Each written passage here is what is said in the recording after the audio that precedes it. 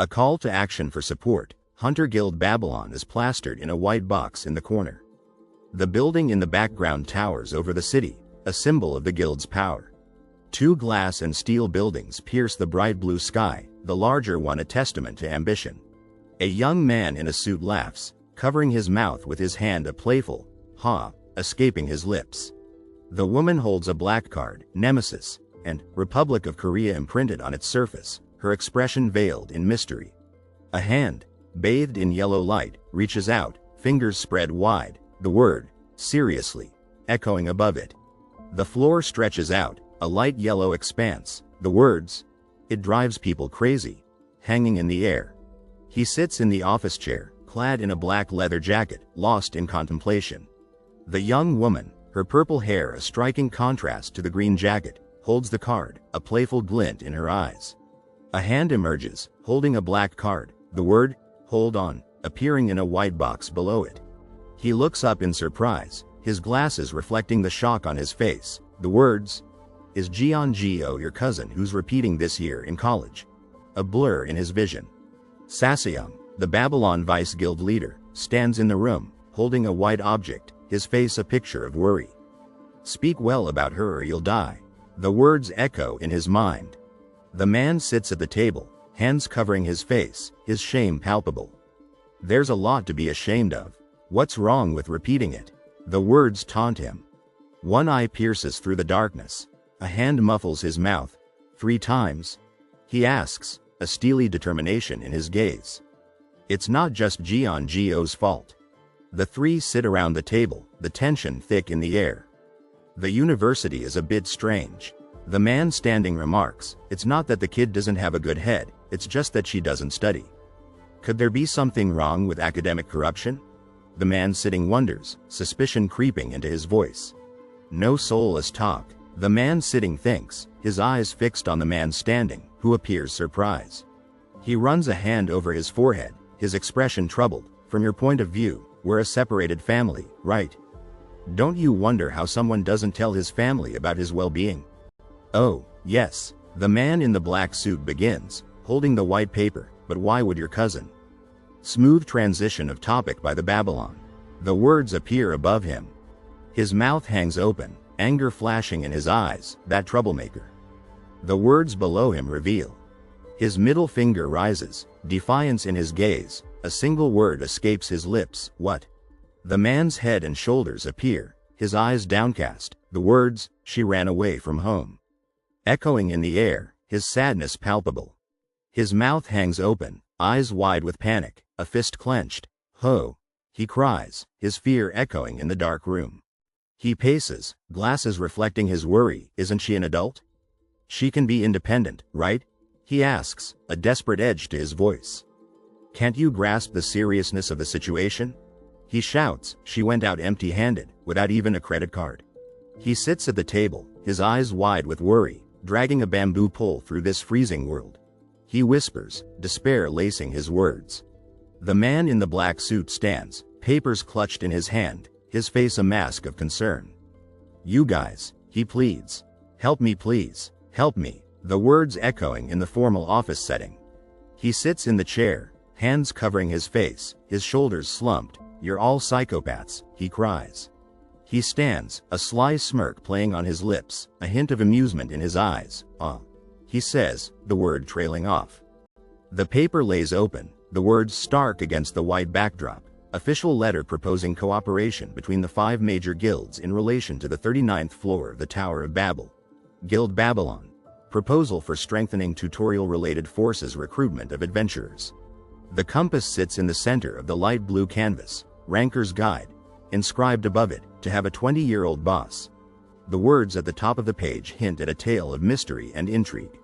The words, ordinary life, hang in the air, a peaceful and tranquil scene stretching out below, a gray-sided building with windows and an air conditioner, a picture of quiet normalcy.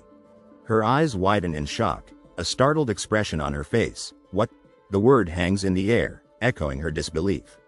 The woman, her God is my passport, hoodie a stark contrast to the fear in her eyes, stares in shock, a spoon clutched in her hand. God is my passport, she whispers. The woman stands, her white hoodie a beacon of worry. Are you leaving home? For a week? The man, washing dishes in the kitchen, looks over with a neutral expression. Yes. He replies. She stands, her mouth agape. You have to cook and eat alone.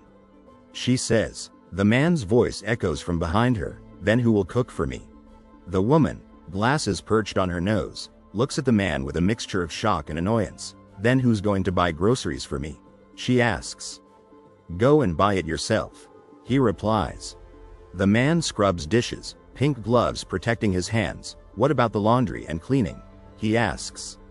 She stands beside him, her "God is my passport" hoodie blending into the background. He looks straight ahead, his face a picture of worry. What about in-game cash purchases? He asks. What about the errands? She replies. The sink gleams, a white plate resting inside. Who's going to catch bugs if they come out? The words hang in the air, thick with anger and annoyance. He stands, his expression a mixture of annoyance and shock. That's because you just eat snacks while lying down all day, he exclaims. If you just didn't do that, there wouldn't be any need to do laundry or for bugs to come out to eat your leftover crumbs. He looks to the right, his face contorted in annoyance. And if you keep lying down and eating like that, he warns, you'll get reflux esophagitis and even diabetes. She stands before him, her "God is my passport" hoodie a symbol of her anger. What is that? She explodes. So you're saying you're going to throw me away without even paying for my medical bills? The man stands in the kitchen, his black shirt a stark contrast to the small child's pink gloves, his eyes looking down at the child who tugs at his arm. I didn't say that, he exclaims, a hint of panic in his voice. The girl, her white hoodie emblazoned with "God is my passport," throws a plate, anger fueling her every movement. I don't care, I hate you, she screams, her words echoing the intensity of her emotions. He stands above her, his anger palpable. Is that your answer when you say it so cutely? That's gaslighting. Sit down here, he demands. He looks at her, his pink gloved hands a stark contrast to her white hoodie. I don't want to know. She whispers, her eyes fixed on something beyond him. Her face is a mask of anger, her red lips drawn into a tight line. You can't even season soybean paste stew properly, she yells. Her mouth is open, her scream echoing the intensity of her rage. The boy runs, his long, thin shadow stretching behind him, his sadness mirrored in the girl's wide, still shadow.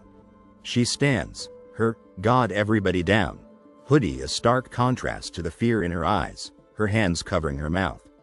Why didn't anyone hear a gun?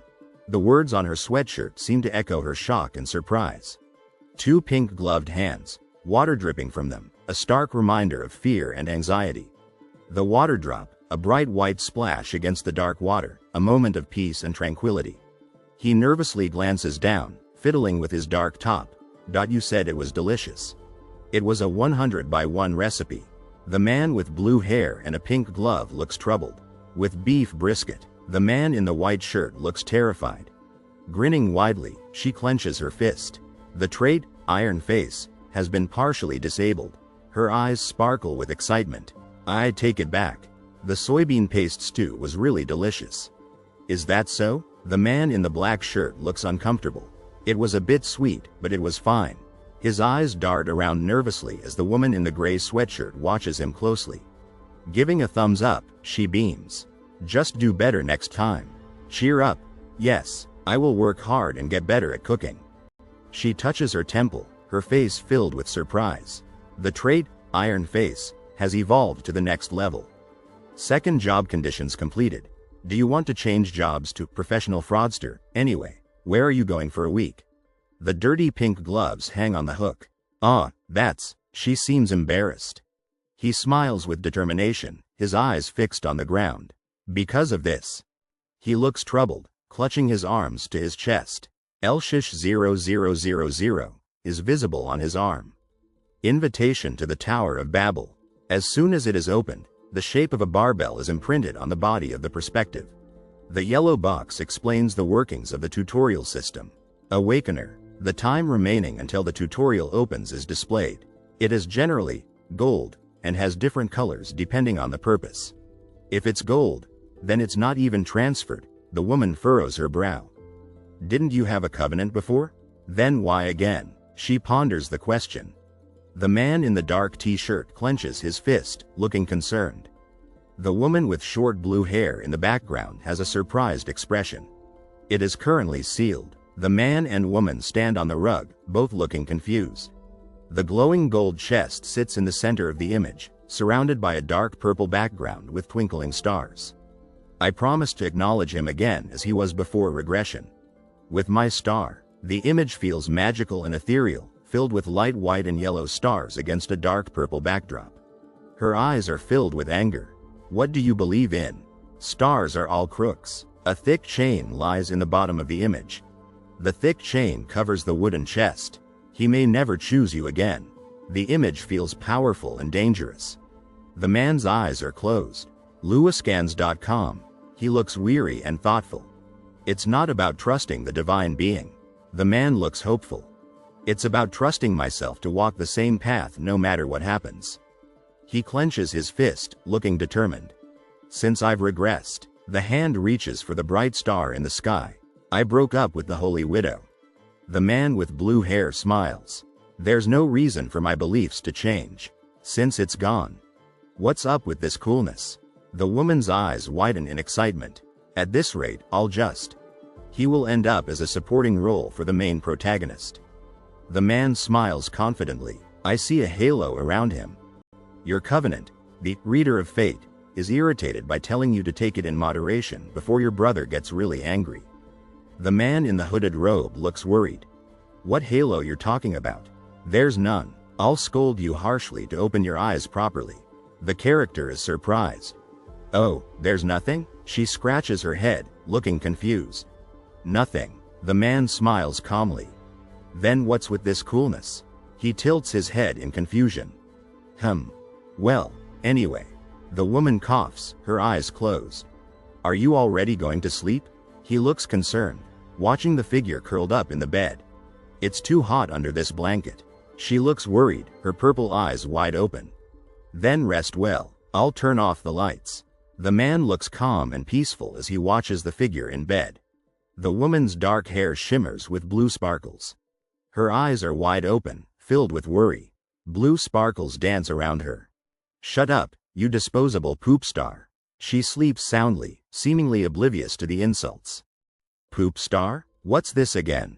The woman reaches for the air, her face filled with amusement. Is it a fancy nickname?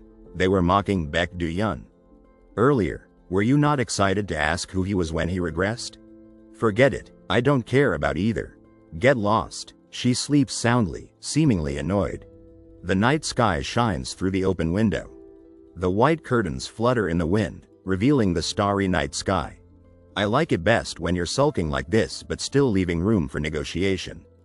The man lies on the floor, his face a mix of pain, sadness, and fear. Regression, huh? The woman sleeps peacefully, her face serene. To support us, the two women smile brightly, microphones in hand. Hello, viewers. Mona, Lisa. I'm Mona, the Mick of Good Morning Babble, always bringing you the latest news of the Ranker world. And I'm Mick Lisa. Last night, the Dawn Guild led by Ranker Wong Hoon. The man looks shocked and surprised. Gifted Korea the sound of victory. The man stands tall in the snowy field, determined and intense. After a long 5 months, the 39th floor has been unlocked, so everyone's expectations are high. She smiles, looking enthusiastic. Since it's the 9 segments of the demon, each guild will likely mobilize elite members for a joint attack, right? That's right, it's a national event that produces new rankers twice a year. Lisa, it's just before tutorial week. During tutorial week, all floors except the tutorial field will be closed, giving each guild time to regroup. And the public's attention will be focused on tutorial week, especially during the opening of the 9 segments of the demon. There's a rumor that tutorial participants have a high chance of being chosen by the higher seats. The man looks serious, standing before the city. In the year when the 29th floor was opened, 2 super rookies, Jeonji Rock and Wong Hoon, appeared. Can we expect the birth of new S-class rankers? First, let's watch the Hot Minute video. This is a tip-off video sent by Please Let Koreans Pop. The feeling is confusing, tense, and mysterious. The man knelt down, his arms wrapped around the woman. His face was dirty, a small red mark below his right eye, but his eyes were wide and intense as he stared directly at the viewer, hero of Seoul Leung Station. He wore a blue shirt and jacket, his gaze fixed on the ground, a small red mark beneath his right eye still visible. A shocked voice announced, "Oh, it seems like Beck is doing well on screen." The man's face, with its small red mark, shone on a screen held in a black clamp. She relaxed in bed, holding a small snack in one hand and a cup of tea in the other. His face, marked with a small red bruise, stared from the phone screen. The caption asked. Lying on the bed, phone in one hand and cup in the other, she glared at the screen. "What are you looking at? Are you trying to catch me? At best, it's just with Jaji and Wang Hun's rankings," she muttered angrily. 1A1, it read, followed by, her blue eyes with pink sparkles wide in surprise. "Hey, what's up? I knew you'd be like this someday. Lol." A message accompanied by a deer emoji. Currently, Jeongeo's domestic rank is second one. The caption stated, the futuristic scene bathed in bright purple and blue lights. Her eyes were wide, large red circles surrounding them, as she stammered, "Why are you swearing? You're not thinking bad thoughts, are you?" The caption echoed her confusion. A bright blue screen, tilted at a 45-degree angle, flashed with text, Claw 0L. "What's this? What's going on?" The text box below it questioned. "Hey, answer the phone. If you don't, I'll issue a wanted order for you." A deer head staring menacingly below.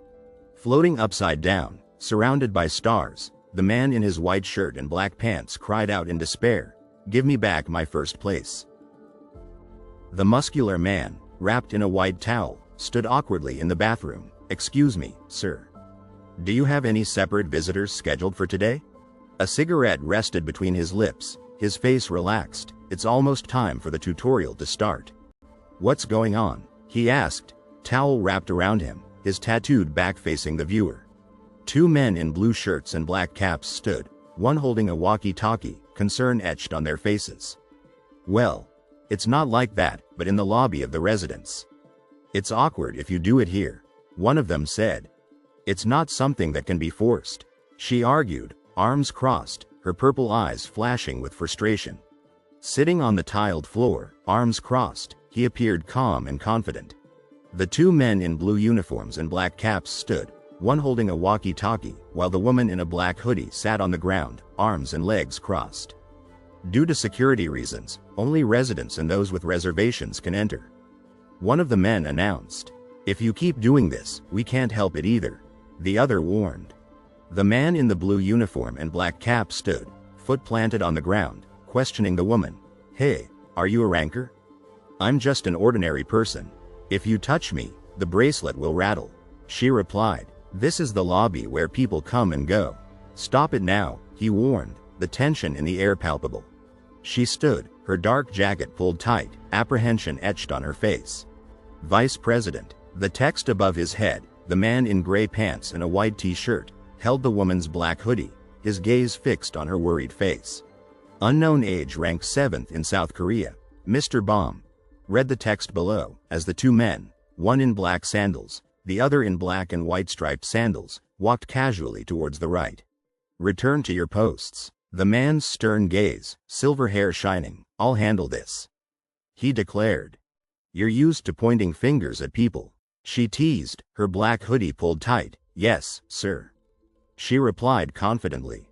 "Excuse me," she said, bowing respectfully as she entered the building, the three men in black and white uniforms bowing in response.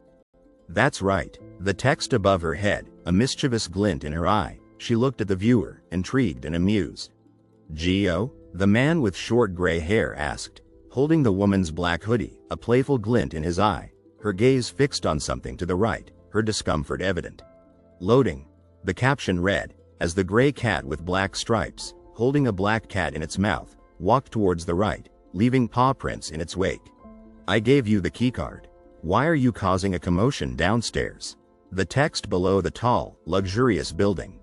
"I lost it," the text above his head, the man with gray hair held the woman close, her black hoodie pulled tight, her face sad as she looked up at him. "I'll install the app on your phone," so take good care of it. The text below them. And that. The text above her head. The woman sat on the couch, black hoodie pulled tight, her hand resting on the seat. Isn't that an outfit you haven't worn before? The text below, a hint of shock on her face. Really? Isn't it something I've always had? She asked, her expression confused. It's been a while since you've seen it, so you pretended not to recognize it. Yeah. The text above his head. The man smiled, his white shirt crisp. It was hard to see your face, Ms. Jeon-Go. The text below. You showed up wearing men's clothes that didn't fit you at all after almost 3 months, insisting they were yours. The text below her, her black hoodie with a design, her face a picture of sadness. Oh, there Jeon-Go rocks. The text above her, her purple eyes wide, her mouth open in shock. The smell of night rain, I know it well. The text above her head, a hand from the right reached out to touch hers, excuse me. The text to the right, her purple eyes meeting his, confusion evident on her face. Oh, anyway, the text below the man, his white shirt visible. I have something to discuss. Are you busy? The text below the woman, her thoughtful expression as she sat on the couch, the man, in a white shirt and black pants, walking towards her. It's already 11 o'clock, we should start getting ready soon. The text above his head, the man in a white shirt, pulling his shirt up, his gaze fixed on something to the right. Ready? What's happening today? The text above her head, a rectangular device in her hand. Oh. The text to the left, her purple eyes wide, looking towards the right. I'll be back soon. The text above his head, the young man smiled, his blue bag slung over his shoulder. That's right. The tutorial. The text below him, as he stood in front of the digital clock, 0 hours 1 minute and 11 seconds, 49. Tutorial D-Day opening soon. The text above. Are you explaining as you go? The text below him, the hooded man with a bare chest smiled. What is tutorial week? It's an event that produces new rankers twice a year. The text above him. During this period, entry into the tower outside of the tutorial field is restricted. The text below the screen.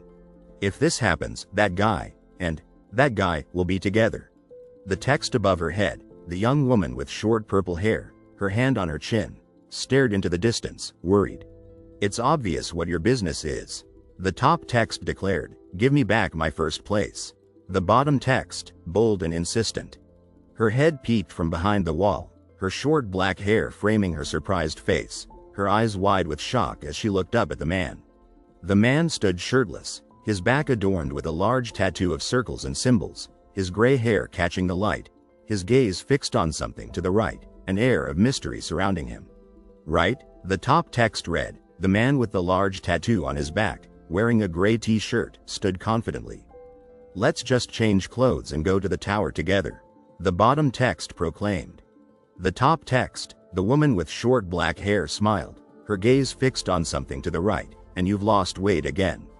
Eat well. The bottom text, as the shirtless man stood, arms crossed, shyly looking to the left.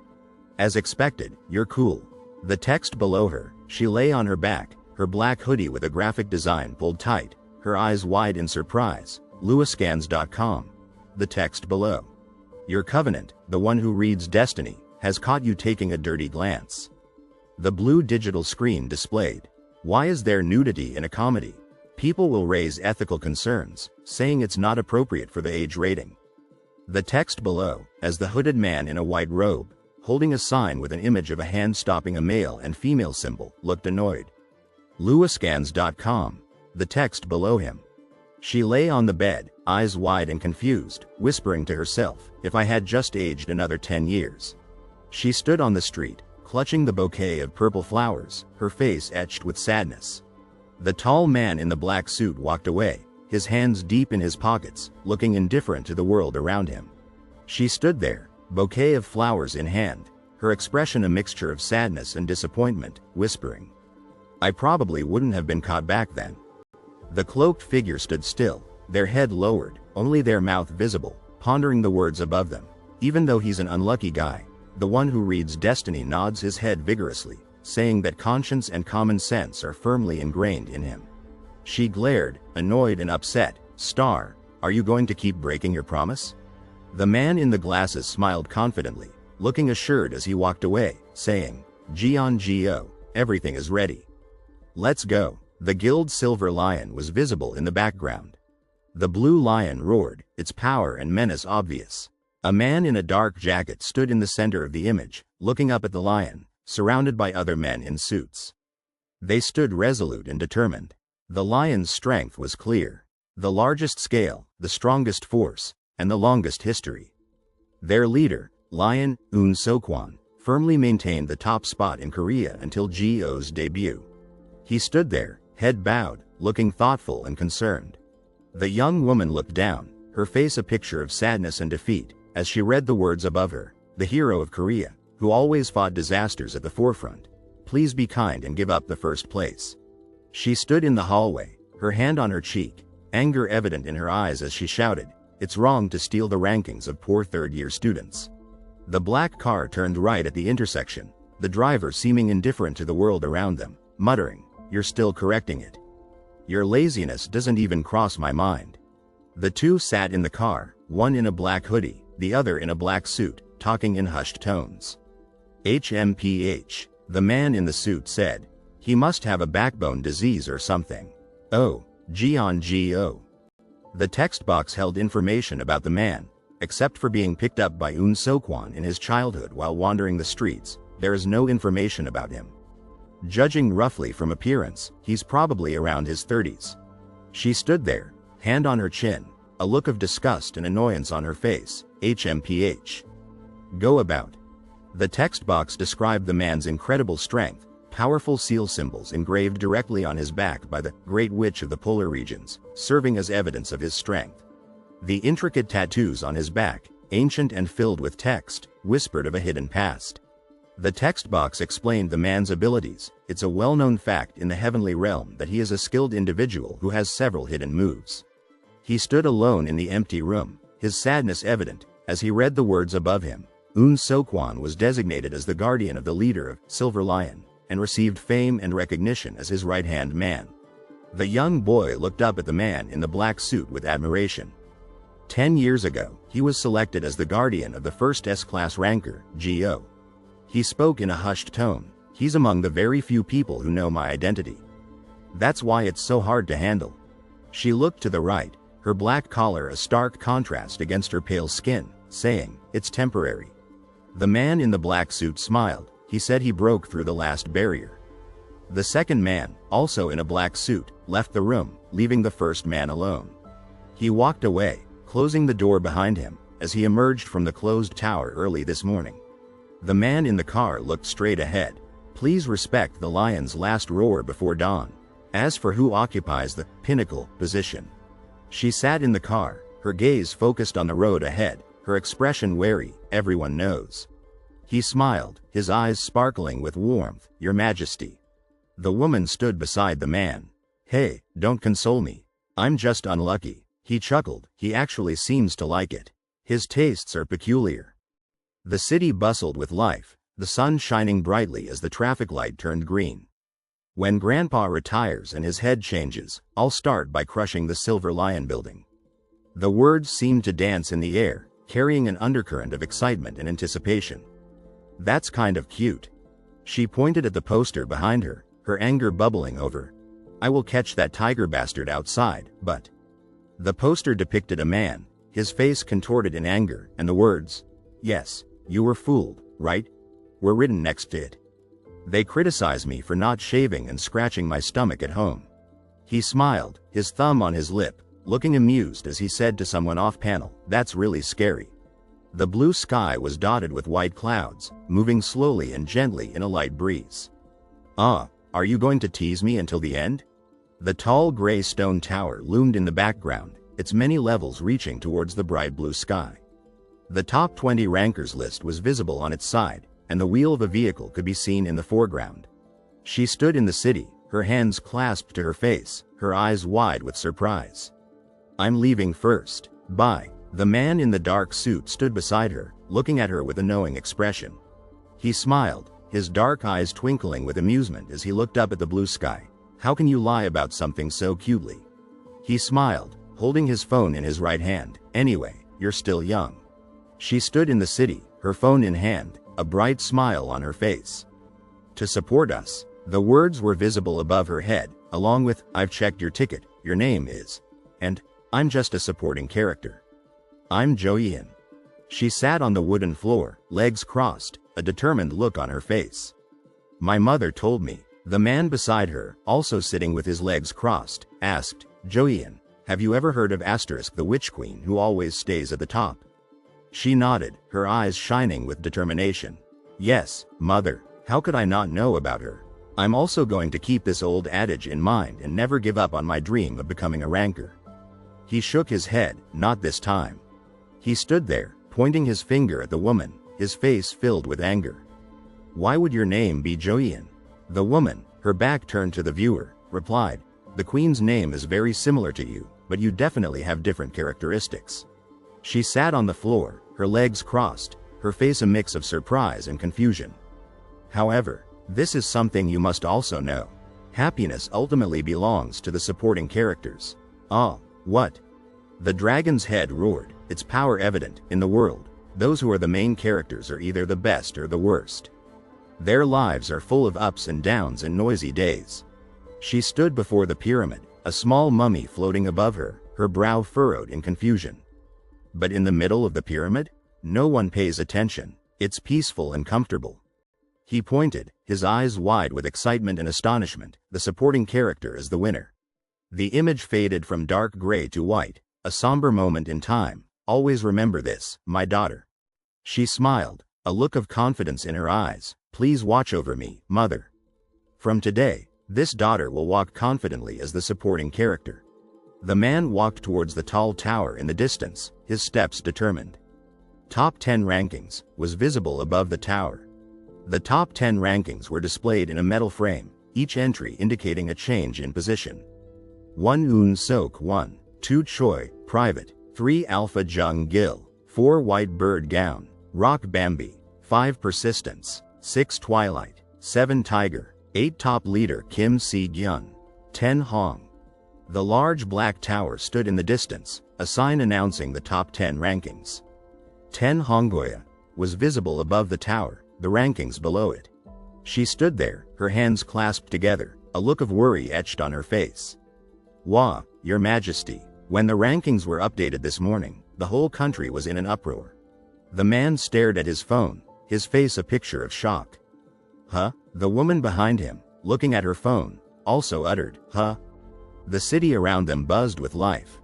What? The earth looms in the distance, a blurry sphere hanging in the void. Of course, if it's Her Majesty, I believe she'll regain the top spot. The earth remains a distant blur, yet a sense of confidence fills the air. I must become the supporting character. The words echo in a white and orange expanse. I must become the best supporting character and beat up those who trouble Her Majesty. A determined glint appears in the woman's eyes. That's why you should be careful with your nickname. Her fist clenches, anger radiating from her. Who would have thought that once you decide, you can't change it? A gray backdrop surrounds her, reflecting the confusion in her voice. Late Night King, renewing tomorrow's public certificate, stuff like that. Isn't that right? Have you decided on your nickname? 2 women stand amidst the gray, their conversation seemingly ordinary. I'm going with the supporting character. No, just a supporting character. A pink and white background surrounds them as the woman laughs. That's cute. I'm Lomi. There were really a lot of people participating in the tutorial today. The woman in the gray hoodie nods. They're social butterflies. I exchanged greetings with people from the subway station. The white and blue background reflects the calmness of the scene. A dark blue background surrounds a bright, glowing blue circle. The structure shimmers, each ring pulsating with unseen energy. The night sky stretches above a glass ceiling shaped like a flower. The stars shine brightly, filling the enclosed space with a sense of wonder. So this is the ground floor. The woman walks confidently toward the center of the room, her gaze determined. The man stares at his phone, a look of surprise and worry crossing his face. There's so many people. The woman next to him echoes his concern. Don't be nervous, Joyeon. Anyway, everyone here is a supporting character candidate. The woman's fist clenches, her annoyance evident. The main characters are probably watching us from the rumored monitor room. Balconies line the left side of the room, while the words hang heavy in the air. There's no reason for me to lose in this supporting character battle. The woman with long brown hair stands tall, her determination unwavering. Sis. Supporting character Sis. Nice to meet you. This is someone I met on the subway earlier, and they seem really nice. The man smiles warmly, his words filled with enthusiasm. Since he is a re-entry, maybe he'll even get first place? Just kidding, haha. Ms. Lomi, your words. The man blushes, his hand covering his mouth. Are you embarrassed? You're too cute. Well then, you should greet each other. Oh, yes. The woman stands stoic, her gaze unwavering. The anticipation in the air is palpable. A hand extends, palm open and welcoming. Nice to meet you. The man smiles, a warm welcome in his eyes. My name is Baek Do-yeon. The man smiles, extending his hand in greeting. Ah, this. The woman's eyes widen, a mix of surprise and worry in her expression. Person. The black background emphasizes the white text, highlighting the mystery surrounding the new character. He might not be a supporting character. The Ranker's Guide to Live an Ordinary Life. The title card sparkles with whimsical charm, hinting at a story filled with magic and ordinary life. Inside the monitor room of the Babel Tower, the view from above shows a bustling scene, with people casually sitting on the ledges of the tower. Room accessible up to rank 100. The words appear below, adding a sense of mystery to the setting. No way. There's a heavenly class cluster down there. The woman with purple hair stares in disbelief. Why did you come to the senior center? Stop using strange words, David. The woman with black hair stands firm, her expression serious. White Bird, ranked 4th in the national ranking. The words appear beneath her, adding to the intensity of the scene. Choi David, registered name. David, ranked 8th in the national ranking. Hey, why did you bring me here when I am busy with my scouts? The man with purple hair leans back, a hint of annoyance in his voice. Were you busy? The woman with black hair glares, her anger evident. This is my first time hearing this. Hey, you big-headed fool. It's the official vacation period given by Babel. The man with purple hair speaks, his tone casual. Of course, you should have fun and enjoy dynamic activities. The other two people listen intently. Those two girls of Weta. The man's eyes dart to the side. Let's not look at them, we'll just sit still and be quiet. This session is special, that's why I brought you along.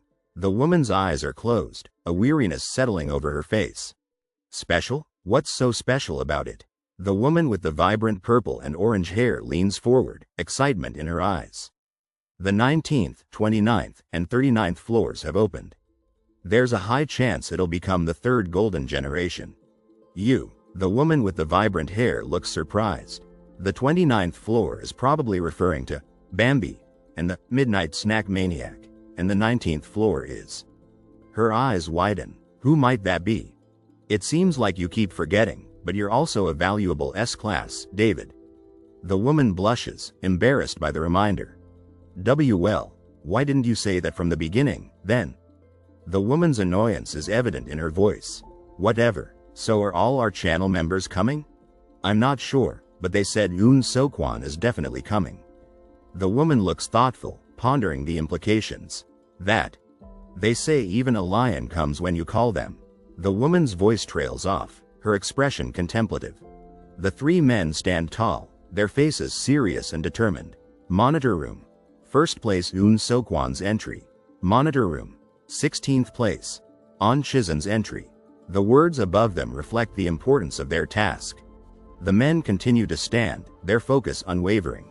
The blue light emanating from the last man's shoes adds a sense of urgency to the scene. A group of 4 stands in a circle, their expressions serious and focused. The weight of the situation is palpable. If the other hunters get to it first, our profits would dwindle. The man with the eye patch leans back in his chair, worry etched on his face. The two men stand in the doorway, anticipation radiating from them. Luascans.com. Monitor room. 5th place. Jeonji rocks position. One man looks sad, while the other is filled with anger. Young master, are you still upset? No, so just leave me alone. Damn it. Why hasn't this parasite contacted me yet? The man's frustration is evident in both his words and his expression. LuaScans.com. He's telling me to do it. What? The man slams his phone down, anger and frustration boiling over. LuaScans.com. Monitor, 3rd place, Mr. Jung Gil Gown, enters. The black shoes step into the room, signifying the arrival of a powerful figure. Everyone. The man smiles, radiating warmth and positivity. How have you all been? The man stands confidently, his tablet held securely in his hand, projecting an aura of professionalism and authority. Monitor room. 6th place, Mr. Wong Hoon, enters. The text on the screen reveals a heartfelt conversation, filled with concern and care. Ah, Mom, okay, I'll take care of my health. The screen displays a contrasting perspective on health. What's the point of health supplements? If I don't eat flour for even a day, I feel weak. Do you want to see your youngest son being weak like this? He snarled into the phone, his anger evident in his voice. Sir. The door is open. The man with short, dark hair spoke calmly. Oh, yes, Mr. Kim. I'm a bit busy right now, so let's discuss our ruthless business later, okay? The tattooed man replied, his expression unchanged. He gaped in disbelief, as expected. It's the 9th stage of the tutorial season. His eyes widened as he scanned the faces, White Lion, Alpha, Twilight, and they even came personally. The competition for new talent scouts will be fierce. The man in the white jacket said, I wonder if another S-class will come out again. The man on the stool mused. There are still only 4 of them, right? Rock, Twilight, David, and... The screen flickered with anticipation as the names scrolled by. Monitor, 7th place, Mr. Bomb, enters. Monitor, Anonymous enters. The man in the dark brown jacket stood in the shadows, his back turned to the blue-haired man who observed him intently. The man with the gray hair sat in the darkness, his expression etched with seriousness. The man in the black jacket stood tall, his back to the viewer while the hooded man watched him from behind, his gaze fixed on the floor. Wow, it's Bomb. He's so cool. The man whispered in awe, his eyes wide with surprise. As expected, there is no way the Silver Lion's right arm can be restored again. The man in the black hoodie walked away, his steps deliberate. The man with blonde hair watched him go, his expression one of shock. If the other hunters get it first, our profits would dwindle. She exclaimed. His eyes widened in fear as he peered down at the hooded figure, its golden eyes gleaming ominously from beneath the cloak. The man with pink hair sat confidently on the step, his gaze unwavering, while the man to his right looked bored and the man to his left had a blank expression. She stood surrounded by red circles, her expression a mix of sadness and boredom. The man walked with purpose, his confidence radiating from his every step. The man on the step looked confused, his brow furrowed, while the man in the foreground watched with concern. LuaScans.com was written beneath the man on the step. He leaned back, a smug smile on his face. LuaScans.com was written beneath him. The hooded figure stood in the shadows, its presence exuding mystery and intimidation. She reached up to pull her hood back, revealing her playful purple eyes and a slight smile. His eyes narrowed in annoyance. These people, he muttered under his breath. Her hooded eyes, tinged with purple blue, scanned the surroundings with suspicion and determination. The hooded figure stood alone, their face hidden, a somber mood hanging heavy as they pondered, to support us. She pulled her hood further down, her eyes widening with apprehension, her heart pounding with nervousness. These bastards, the voice hissed, filled with anger. Her hooded eyes, tinged with purple blue, scanned the surroundings with suspicion and determination. They're so perceptive, the text read, a sense of surprise and apprehension hanging in the air. This is why I don't like hunters who are quick on the uptake. The hooded figure spoke, their voice a low growl.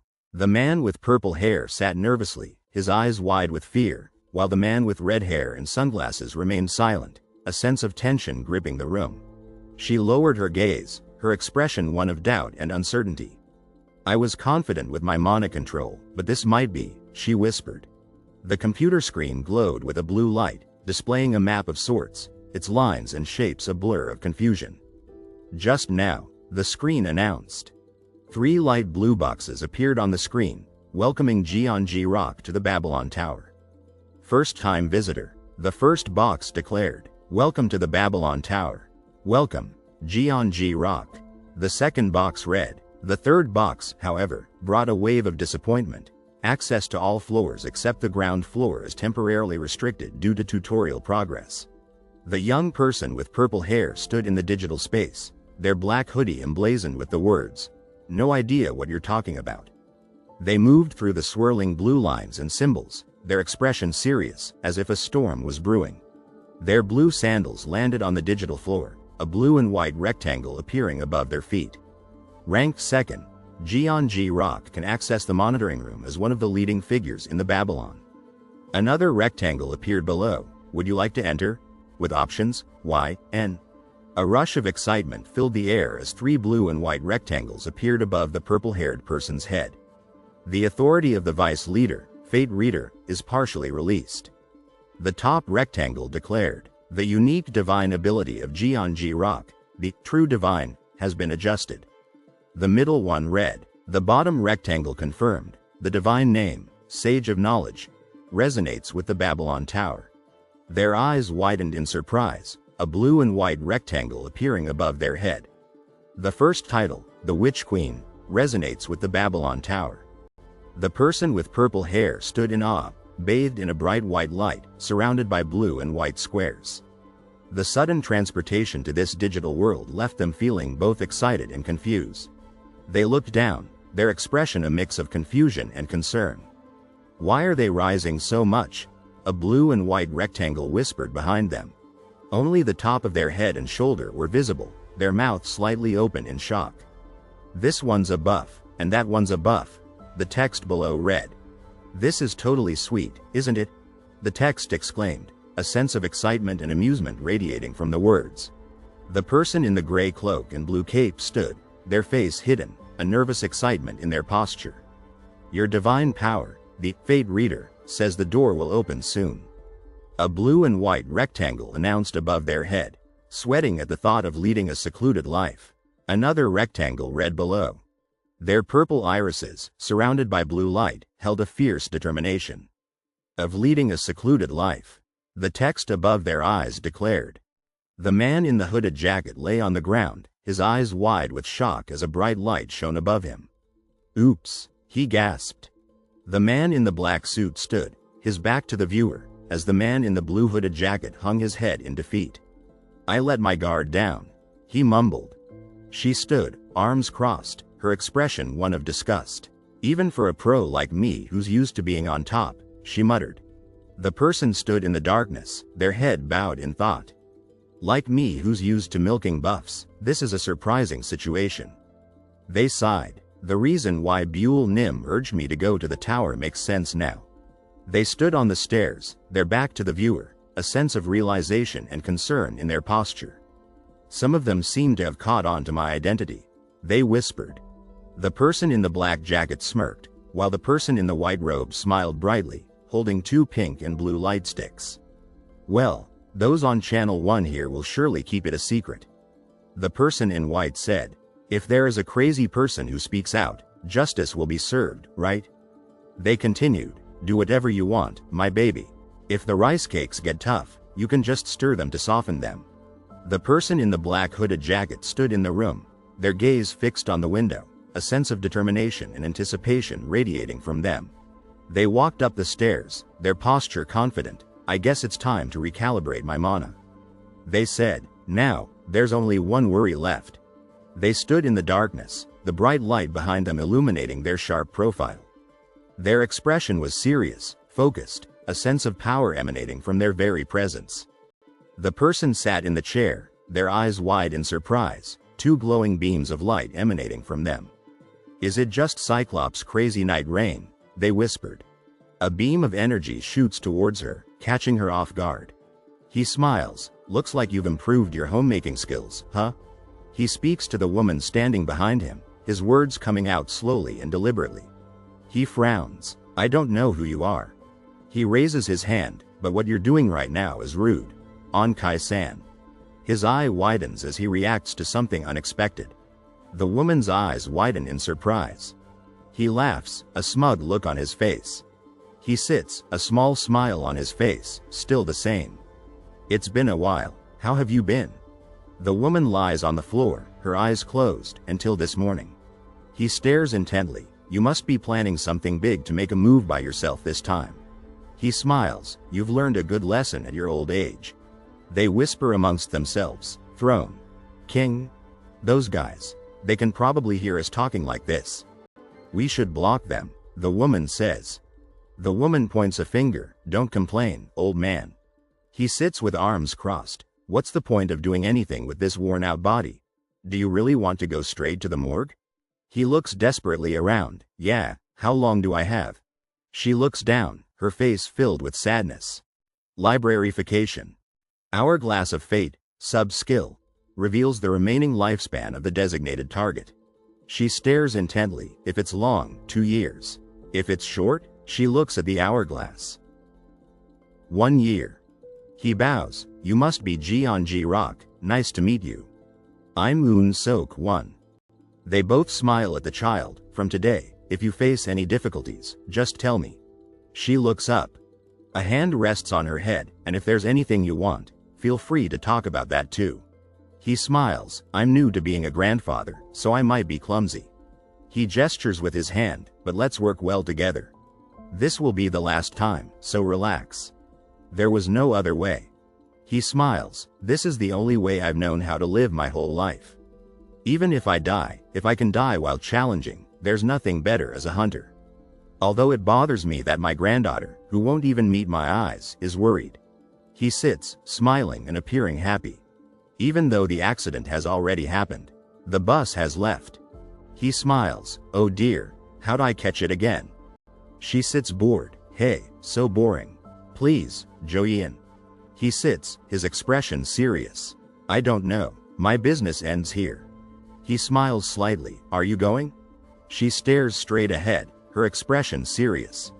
Plus 0 hours 37 minutes and 59 seconds plus growth buff on unique skill, librarification. Proficiency 17.028% title trait. Heart of the Dragon Horse. Mana delay. Stage 2 growth in progress. She sits calmly. Might as well watch the tutorial while we're at it, right? It'll automatically go up by staying still, so there's no reason not to. He looks suspiciously at the person in front of him. Suspicious. What brings you here? To accept it. Tower of Scales. Welcome to the sacred grounds of Babylon. They stand looking out the window. Please inscribe your name into the heavens. The stars will respond to the call. The tutorial has begun. Ground F. The prelude of scenarios, human disqualification. The woman stands, her eyes closed, shrouded in mystery. Finally, the curtain rises on the tutorial. Jeonji Rock has invited you to the party, except. An anonymous person has accepted the invitation, except, for 100,001. He sits with crossed arms, his expression stern. Jeonji Rock. Hey, you avoided the third-class student. He sits, looking down with a sad expression. Jeonji Rock. You disappeared for 2 days and avoided me? He clenches his jaw, a dark purple aura surrounding him. A pale hand reaches out, fingers outstretched, with urgency. He stares at the reader, a dark purple aura surrounding him, his right hand extended. The man's face is bright red, his eyes wide with fear. He looks ready to explode with anger. 3 figures sit on a glowing ledge, the woman in the black hoodie looking nervous. The woman in the center stands uncomfortably, the group looking nervous and unsure.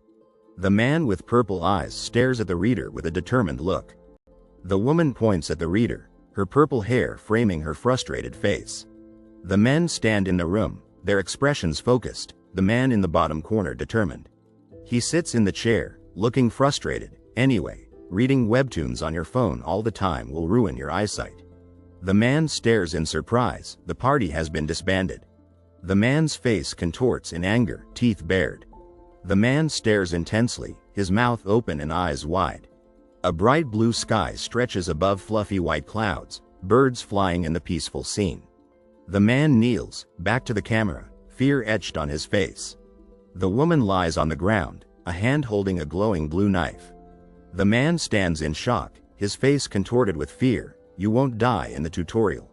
He holds a bloody knife, a determined look on his face. Tears stream down the man's face, his expression pained. I'm sorry. He tilts his head up, a proud smile on his face. Eliminated tribal special points +50. He stands in a field, holding a blood-dripping sword. He stares intensely, red marks on his face. I will achieve the highest rank in this term. He stands with his left hand on his hip, looking down at the unconscious man on the ground. His face is serious, determined, and climbed to the top faster than anyone else. He looks towards the left, a determined expression on his face. A black text box appears. I will find you and kill you, kiddo. A chaotic blue and white background with red spots spreads across the page. A destroyed cityscape looms in the dark, shadowy background to support us. He stands in the ruined cityscape, looking out at the destruction. This is why. He stands in the darkness, blood staining his face. Why? He yells in the destroyed setting. Why did you abandon humanity? He stands on the broken floor, sword in hand, Witch Queen. He looks up at the black-winged dragon, a mix of awe and fear in his eyes. The person stands in the cloudy sky, their hooded head bowed, their sadness palpable. The person looks up into the cloudy sky, their sadness evident. He stares directly at the viewer, a large black eye staring back. Although she was indifferent, she was not heartless. The fallen tower stands in the darkness, a symbol of loss and isolation. That's what our queen was like. The dragon flies over the ruined city. There was only one reason for someone like her to turn her back on humanity. Kiddo. The man walks away, his white hair blending into the darkness, and he stands in the white room, a blue glow surrounding him, sword in hand. 3 figures stand in the blue glow, their movements intense and powerful. He crouches, one hand outstretched. Beast tamer. Specialization is what I'm talking about. The blue screen displays a message. As you combat evil and uphold order, the holy authority begins to take notice of you. 2 blue screens display the messages. Beck Duhume currently has 10,270 points. And you're the exclusive leader in the tutorial. He stands in the white room, his shirt stained with blood. His hand grips the hilt of a sword. I'll kill him and protect our queen. The monitor room is shrouded in mystery, stairs leading to a dark platform. He leans on his arm, annoyance evident on his face. Are you kidding me? The golden age is nothing. The person stands on the dark blue background, frustration etched on their face. It's just one piece of gold. One man, dressed in a dark suit and sunglasses, challenges another, dressed in a red shirt, with a smirk. Hey, say something, he prompts, or are you just a rookie? The man in the red shirt, holding a tablet, responds calmly, not quite. He made the headlines the other day as a hero at Seolung Station.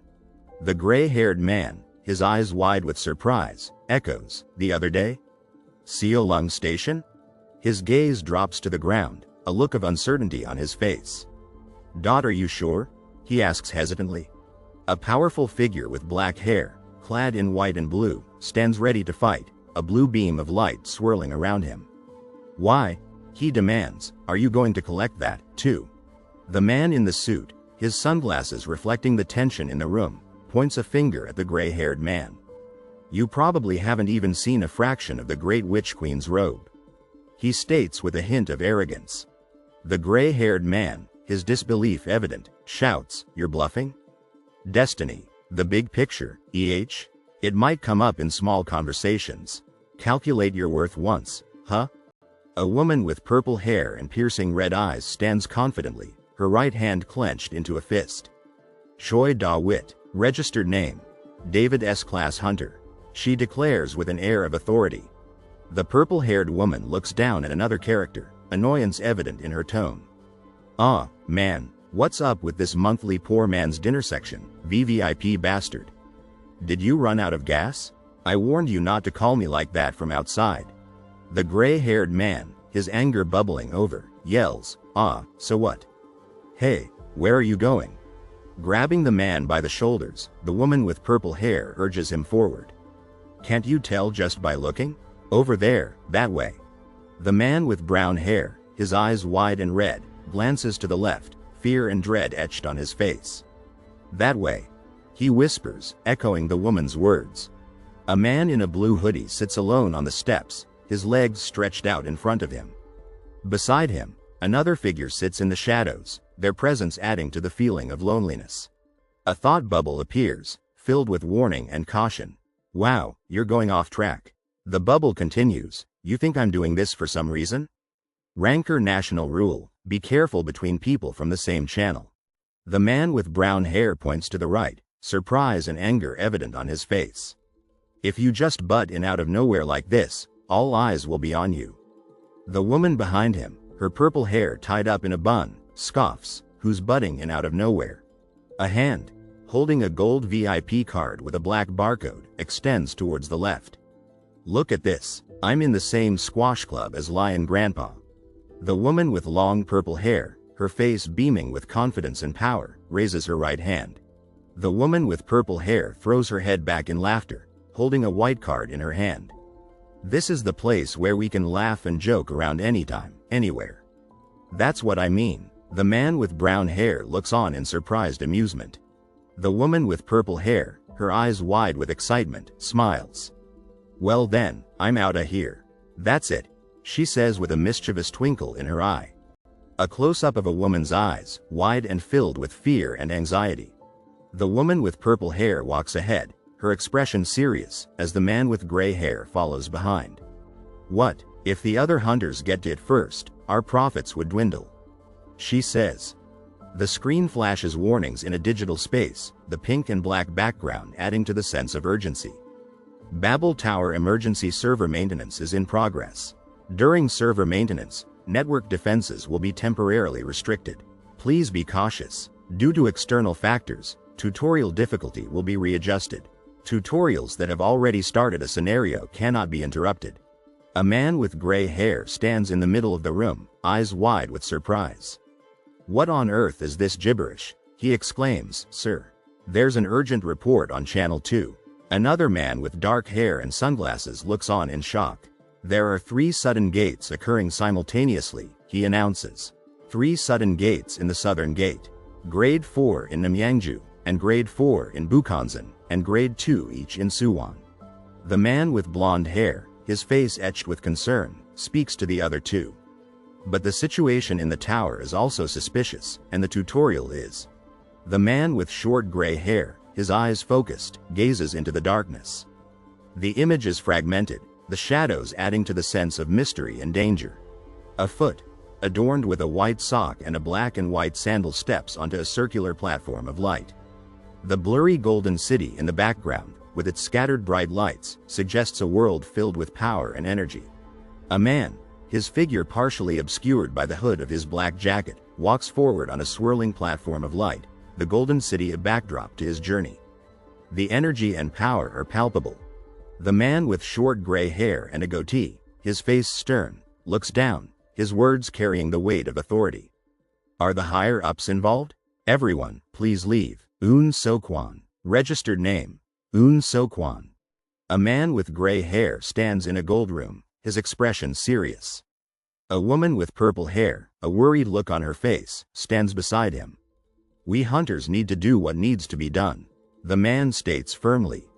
The empty space, with its blue walls and gray floor, stretches out before them, a sense of emptiness and anticipation hanging in the air. 3 blue beams emanate from the bottom, a potential source of power or danger. The man with white hair and an eye patch leans towards the woman in the black hooded cloak. Are you guessing why Babel Tower assigned us a place like the monitoring room? The woman in the black hooded sweatshirt, her gaze fixed on the man, raises a brow. To grab someone who seems promising and see if they'll grow, she responds, her tone inquisitive. The wisdom of the tower speaks through the image. That's one way of putting it. It suggests, but the essence of monitoring is preparing for the unexpected. If the target is a beginner, it's observation for protection. The man with white hair and an eye patch, a hint of worry in his voice, speaks. The tower shook. It's unprecedented and not a good sign either. The young woman in the black hooded sweatshirt, her brows furrowed in confusion, starts to speak. So, well. The man with white hair stands beside a young man in a black hoodie. We can't afford to lose rookies here. They are the future. The man with black hair, his gaze fixed on the ground, nods in understanding. I understand your feelings, Lion, he says softly. The man in the striped shirt, his face set in a determined expression, looks down at the ground. Ginjirik, Babel registration name, Bambi S-Class Hunter. The banner reads, its golden stars shining brightly. You cannot stop or intervene in a tutorial that has already started. Don't burden Geo with something that can't be done. The man with white hair, his expression apologetic, speaks to the woman. If it came across that way, I apologize. That wasn't my intention. The man in the black suit jacket descends the stairs. No, it's frustrating for me too, he admits, his words echoing the disappointment. The man with black hair, his brow furrowed, ponders aloud, it would be nice if the senior could lend a hand. The man's voice, laced with surprise, trails off, but who would go so far as to force exclusive tickets on us? One man, confident and determined, walks down a dark alleyway, his hands tucked in his pockets. Behind him, another man, his head bowed and his expression defeated, stands with his hands in his pockets, black and white sandals a stark contrast to the gray brick walls. The man in the black and white jacket, a mix of annoyance and frustration evident on his face, places a hand on the woman's shoulder, holding her back. The woman, her eyes wide with fear and distress, looks up at him, her mouth slightly open. The woman with short dark hair, a determined look in her eyes, stands on a dynamic background of swirling light. Her round glasses reflect a sense of frustration, but she pushes forward. The man in the gray suit, a smile on his face, leans towards the man in the dark suit, his words casual and dismissive. It's a free pass, he says with a shrug. The man with short black hair, his face a mask of worry, stares ahead, his thoughts churning. Mr. Lee, come on? Even if you've given it, you should hide it discreetly, he urges. That darn ticket, how many times do I have to tell you to stop handing it out? The woman, her head tilted and her expression hidden, stands tensely as an unseen hand rests on her shoulder. The figure in the white hooded cloak, a mischievous glint in their eyes, leans towards the person below, their smile hinting at a secret. The fate reader says that since things turned out this way, they've searched Babel's pockets thoroughly. A red wax seal, adorned with a red ribbon, sits at the center of a golden geometric pattern, the promise of an event quest shimmering around it. An event quest has arrived. The message reads, excitement pulsing through the image. A red wax seal marks the importance of the rolled scroll, promising a quest to help a magician with their love woes. The words, please remove the loosened hazard factors and complete the scenario safely, warn the reader to be cautious, and the word serves as a stark reminder of the potential danger. The completion reward for finishing the quest is a unique skill proficiency increase and a boosted growth buff during scenario progression. A sinister smile curls on the person's lips as they say, haha, yeah. What the elders say isn't wrong at all. The person's wide-eyed grin, finger in mouth, is both unsettling and mischievous. As a senior, I can't just sit back and watch my junior colleagues in crisis. The person's voice, though unseen, conveys a sense of responsibility and concern. Sunlight filters through the canopy of trees, illuminating the stream that winds its way through the peaceful forest. The earth cracks and crumbles from the explosion, the word burning red in the chaos. Joe Yian, run away quickly. The Mon's panicked plea echoes against the blue sky, his wide eyes reflecting the urgency of the situation. I'm here. The person races towards their destination, their words laced with fear and urgency. The woman's eyes widen in terror as she shields her face, a large, dark-skinned man with his mouth agape looming behind her. What's going on? The man runs through the forest, his brow furrowed with concern. The woman's frantic run is punctuated by her words. In the tutorial scenario, the monsters are supposed to be anthropomorphic creatures, designed to eliminate any hesitation to kill. But the condition of the monsters that have been appearing lately is very strange. You can't even call them humanoid. The large, dark-skinned mon's words are laced with disgust.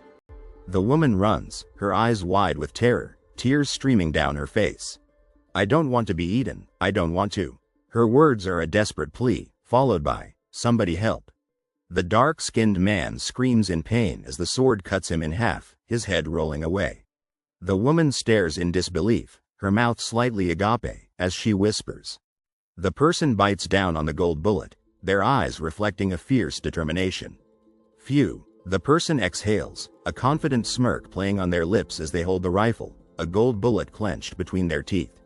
Gyun-Gyo, an S-rank combat magic specialist, smiles mischievously, a finger pressed to her lips, her confidence radiating from the purple and white interface surrounding her.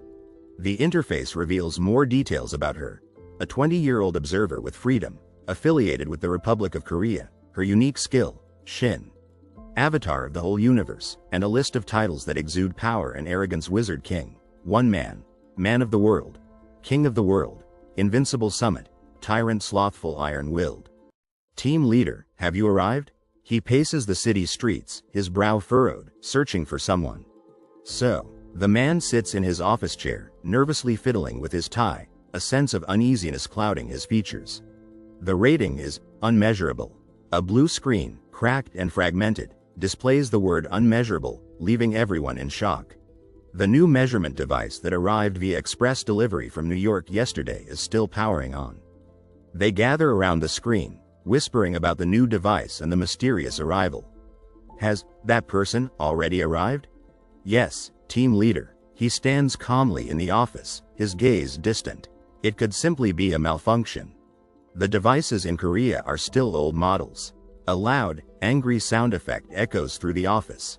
But if that's not the case, he stands confidently, his gaze unwavering. Behind him, another man in a suit shares his determination. Sipping her yellow drink with a straw, the girl with purple hair sits calmly, radiating tranquility. A foot in white socks and shoes rests on the ground, about to take a step forward, filled with anticipation. Oh, the girl, relaxed in a chair, sips her yellow drink, her big brown eyes curious as two men in suits watch her intently. Is she a kid? The person, relaxed in a swivel chair, sits in a dark room, a mysterious air surrounding them. May I ask about your name? The man extends his hand, a curious expression on his face, while the woman in the white coat looks apprehensive. By the way, he gestures towards the obscured woman, a nervous energy in the air. Excuse me, but may I ask your age? The man nervously glances at the other man, trying to conceal his age. I'll be in 4th grade in 2 days. But sir, the woman stares intently, her yellow eyes pleading. When registering as an awakened person, do they ask about age and such things? She sits in the dark room, her brow furrowed, pondering the question. Isn't that an invasion of privacy? The man looks down at the girl, a serious tone in his voice. My apologies. The girl, sitting with her legs crossed, looks slightly annoyed. Team Leader. He stands in the office, his face etched with concern as the woman behind him watches with worry. The old measurement device, its maximum rating was AAA, right? The man in the suit stares at the man in the white coat, his expression neutral. Perhaps it could turn out as the team leader expected. The man in the white coat looks apprehensive. Assistant Team Leader, I don't want to. We'll go. She sips her mug, her brow furrowed as she contemplates the situation. By the way, even if this is correct, isn't it still a problem? The report, didn't you? The white text is startling, while the purple text reveals a shocking truth. Jeon Jeoyoung is only in 3rd grade now. The document, filled with black text and a picture of a girl, sits in a dark room, shrouded in mystery. And that's an early awakening at just 9 years old. The hand holds a document, revealing the shocking truth about the young girl. The fate of the country is at stake. The man, his face hidden in shadow, looks concerned, the reflection in his blue-tinted glasses showing the urgency of the situation. Because there are no S-rank individuals in Korea, the swirling background emphasizes the disbelief and shock of the revelation. How many people have fallen? His fist clenches, his anger evident. Just looking at the signboard of the funeral I attended makes me feel sick. Well, don't get your hopes up too much. The man sits on the couch, his frustration evident. If it's just a simple error, then what can we do about it? The men stand in the office, their urgency palpable. Team Leader, the measurement room setup is complete. All right, I got it. The men stand, their understanding and agreement clear as they prepare for the next step. A hand, extended in anticipation, reaches out towards the unknown. The sound effect echoes the excitement and anticipation. Let's go, Miss Jeon. This way, please. The sign, measurement room, hangs on the wall, a calm and polite instruction given. The blue orb, pulsating with energy, radiates power and a sense of wonder. The men, Hunter Jeon Jeoyoung included, sit in the meeting room, their faces etched with seriousness as they discuss a matter of great importance. A hand slams against a large black cylinder, a wave of anticipation surging through the air. Identity verification completed. Suspended in a room bathed in blue light, the woman with short black hair looks resolute, the cables tethered to her body adding to the mystery. The woman, peaceful and serene, lies with her eyes closed, wires attached to her head, the mystery surrounding her deepening. The room pulses with blue light and electricity, the woman's presence vanished, the only indication of her presence the inscription, identity verification completed. The woman, suspended in midair, is enveloped in a blue orb of energy, surrounded by bolts of electricity, a powerful force at work in the metallic laboratory. Bolts of blue electricity crackle in the room, a surge of raw power filling the space, a sense of awe and wonder surrounding the metallic structure. A blue box, emblazoned with the words, Final S-Class, shines in the electric blue background, a sense of excitement and anticipation hanging in the air. The man's eye, peering directly at the viewer, conveys a mixture of surprise and curiosity, a sense of wonder at the unfolding events. Is she really? The blue box, glowing brightly against the swirling background, proclaims, Final S-Class. A wave of surprise and awe washing over the viewer. An S-Class? The men stare in disbelief, their shock evident as they try to process the news. A city glows under the night sky, a bright light illuminating the clouds, a sense of wonder and excitement filling the air. The blue box, glowing brightly, proclaims, Congratulations, Korea. A wave of hope and pride washes over the viewer. The white lights shine down, bathing the blue and white background in a glow of hope and pride. The words, Country, South Korea, standing out boldly. The blue boxes announce, the first S-Class hunter has appeared. Local server, Republic of Korea, channel expansion.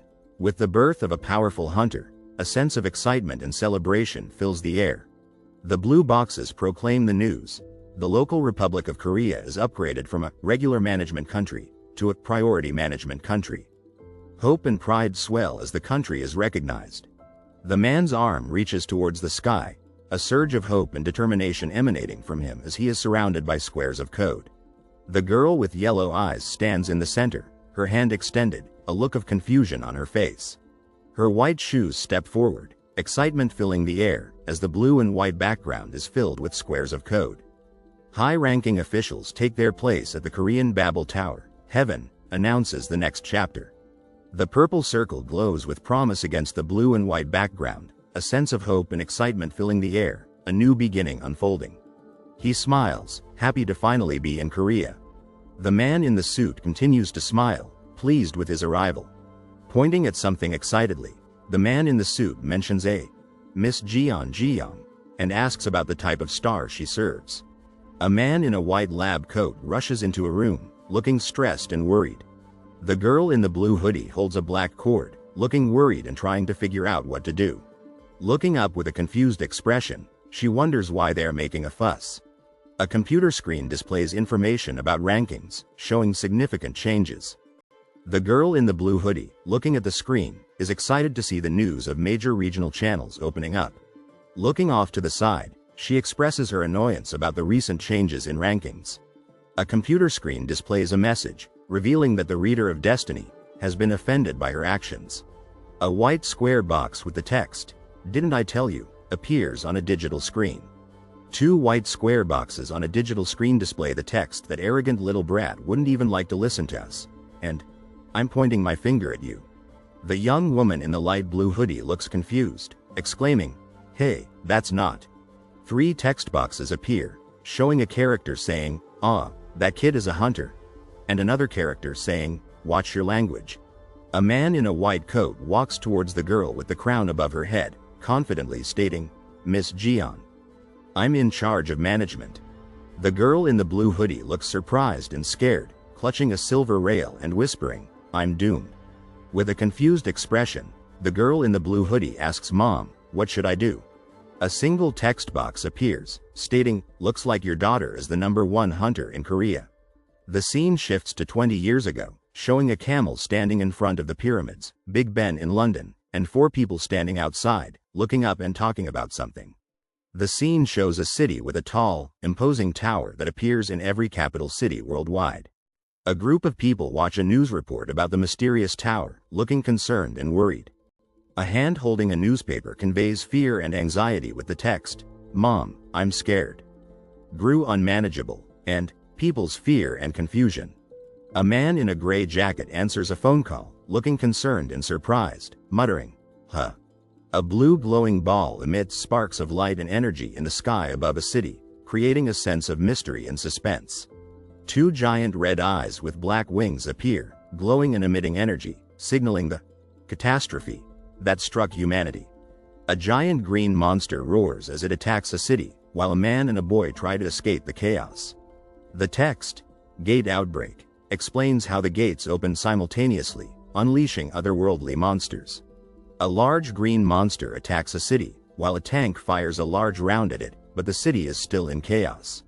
A tall building is shown engulfed in flames, along with the city, conveying the destruction and hopelessness of the situation. A man in a gray jacket stands with his back turned, with the text, "Then." And those who dramatically improved the situation, suggesting hope and determination. A man in a suit walks through a city, his serious expression in the text, "Appeared," suggesting a sense of mystery and intrigue. The city, viewed from above, looks clean and modern, with the text, "Since that day, the world changed," conveying a feeling of wonder and hope. A title written in Korean in a bold, Gothic font surrounded by magical symbols evokes a sense of power and mystery. A peaceful and quiet city, with houses and apartments arranged in rows, is shown in the image. An open gate leads into a house, with the text, "Currently at Sabyul-1 Dong, Jeon's house," indicating a sense of security and peace. A woman with long purple hair looks down, surprised and shocked with the text, "Oh." A woman with brown hair looks excited and focused as she plays a game on her phone. A woman with long purple hair looks down, shocked and surprised, with the text, "Jo," and Jeon Jyo. A man with dark hair wearing a black jacket and turtleneck stares with a serious expression, creating a sense of mystery and intrigue. A golden frame with a star and crescent moon declares, "Jeon Ryuk 2nd rank hunter in the Jeon family," exuding a feeling of power and prestige. One man in a black shirt angrily tells another man in a gray hoodie to either listen to him or read his cacao messages. A woman with purple hair relaxes outdoors, stating she finished the last one and looking forward to chicken for dinner. A man in a gray hoodie adjusts his headphones indoors, appearing annoyed by being interrupted. A woman with purple hair indoors wonders if Yulolgorogi found Nuna. A man in a black suit walks towards another man in a gray hoodie, angrily questioning why he doesn't even bother checking the news channels. A man with black hair looks down at his smartphone with a surprised and excited expression, exclaiming, "Look at this." A man angrily looks down at a news article about the capture of the 42nd floor of the US Babel Tower, expressing his disappointment. A woman with purple hair looks annoyed and disgusted, covering her mouth with her hand and commenting on Americans. A man with black hair stands with his arms crossed, looking smug and satisfied. One man in a black jacket stands with his head down, looking ashamed, while another man in a gray hoodie looks at him, hand on his chin. The man, wearing a black jacket, pointed towards the tower and shouted, "Please stop playing around and let's conquer the tower." He held the woman, who was calm and composed, in his arms and shouted, "You lazy idiot." The text, "The changed genre of the world is," appeared in the middle of the image. Her mischievous expression made her seem excited and ready for anything. The text, "The awakened, namely, the age of hunters," appeared in the middle of the image, and the lowest level of the Tower of Babel from which these individuals emerge, appeared in the corner. A large, dark blue circle surrounded by flashes was visible in a doorway, and the text, is called the tutorial, was visible in the corner. An empty box, except for a small mechanism, was surrounded by gold stars, and those who received the tickets of Babel appeared at the top of the image. Through this tutorial, they become awakeners. Was visible at the top of the image, once awakened, appeared in the middle, and they grow through 2 roots, appeared at the bottom. The 2 men, determined and resolute, stood in front of the tower, their eyes focused on the climbing the high difficulty tower by risking their lives goal. The man, blurry from the action, looked to the right, his arm barely visible. Jailbreak faction was visible above the men. The man, with black hair and dark eyes, looked down, a serious expression on his face. Jeon Ryok, my little brother, appeared above him. He stood proudly, a silver sword in his hand, with blurred figures in the background. The 4th S rank in our country appeared above him. The clouds and moon in the sky were a mysterious sight. The text, a guy with exceptional competitiveness since childhood, appeared above the clouds. The large brown bear, with red eyes, looked dangerous as it stood in the forest. As soon as he received the tower ticket, he jumped around like a fish out of water. Appeared below the bear. The man with blue hair, looking up at the sky, seemed concerned, with something blurred in the background. A dark shadow emerged from a hand, creating a sense of danger. The large bear with red eyes roared, its dangerous presence filling the scene. The man with blue hair, holding a silver sword, stood on a path, looking serious. The bear was in the background. The man with black hair and golden eyes looked determined and powerful. The man, surrounded by light, fell to the ground, holding a silver sword. The man, wearing a black jacket and turtleneck, stood in the forest, his hands held to his chest, a serious expression on his face. "It's nothing much," was above his head. The woman, with black hair, stood in a brightly lit room, her back turned, her eyes looking to the right. "There are cases that devour all ecosystems," was below her. The woman, smiling, stood in a room surrounded by a bright white light, with a large figure in a white cloak emitting light above her. Being chased by the stars is said to be harder and rarer than winning the lottery. Or the Super Bowl, was above her head, and the so-called Star Chooser was below her head. The woman, holding a scythe, stood on the dragon-like creature smiling with white hands reaching out. "That's me," and currently ranked 3rd in the world, 1st in the Republic of Korea, were above her head, and the Witch Queen, JYO, was on the left.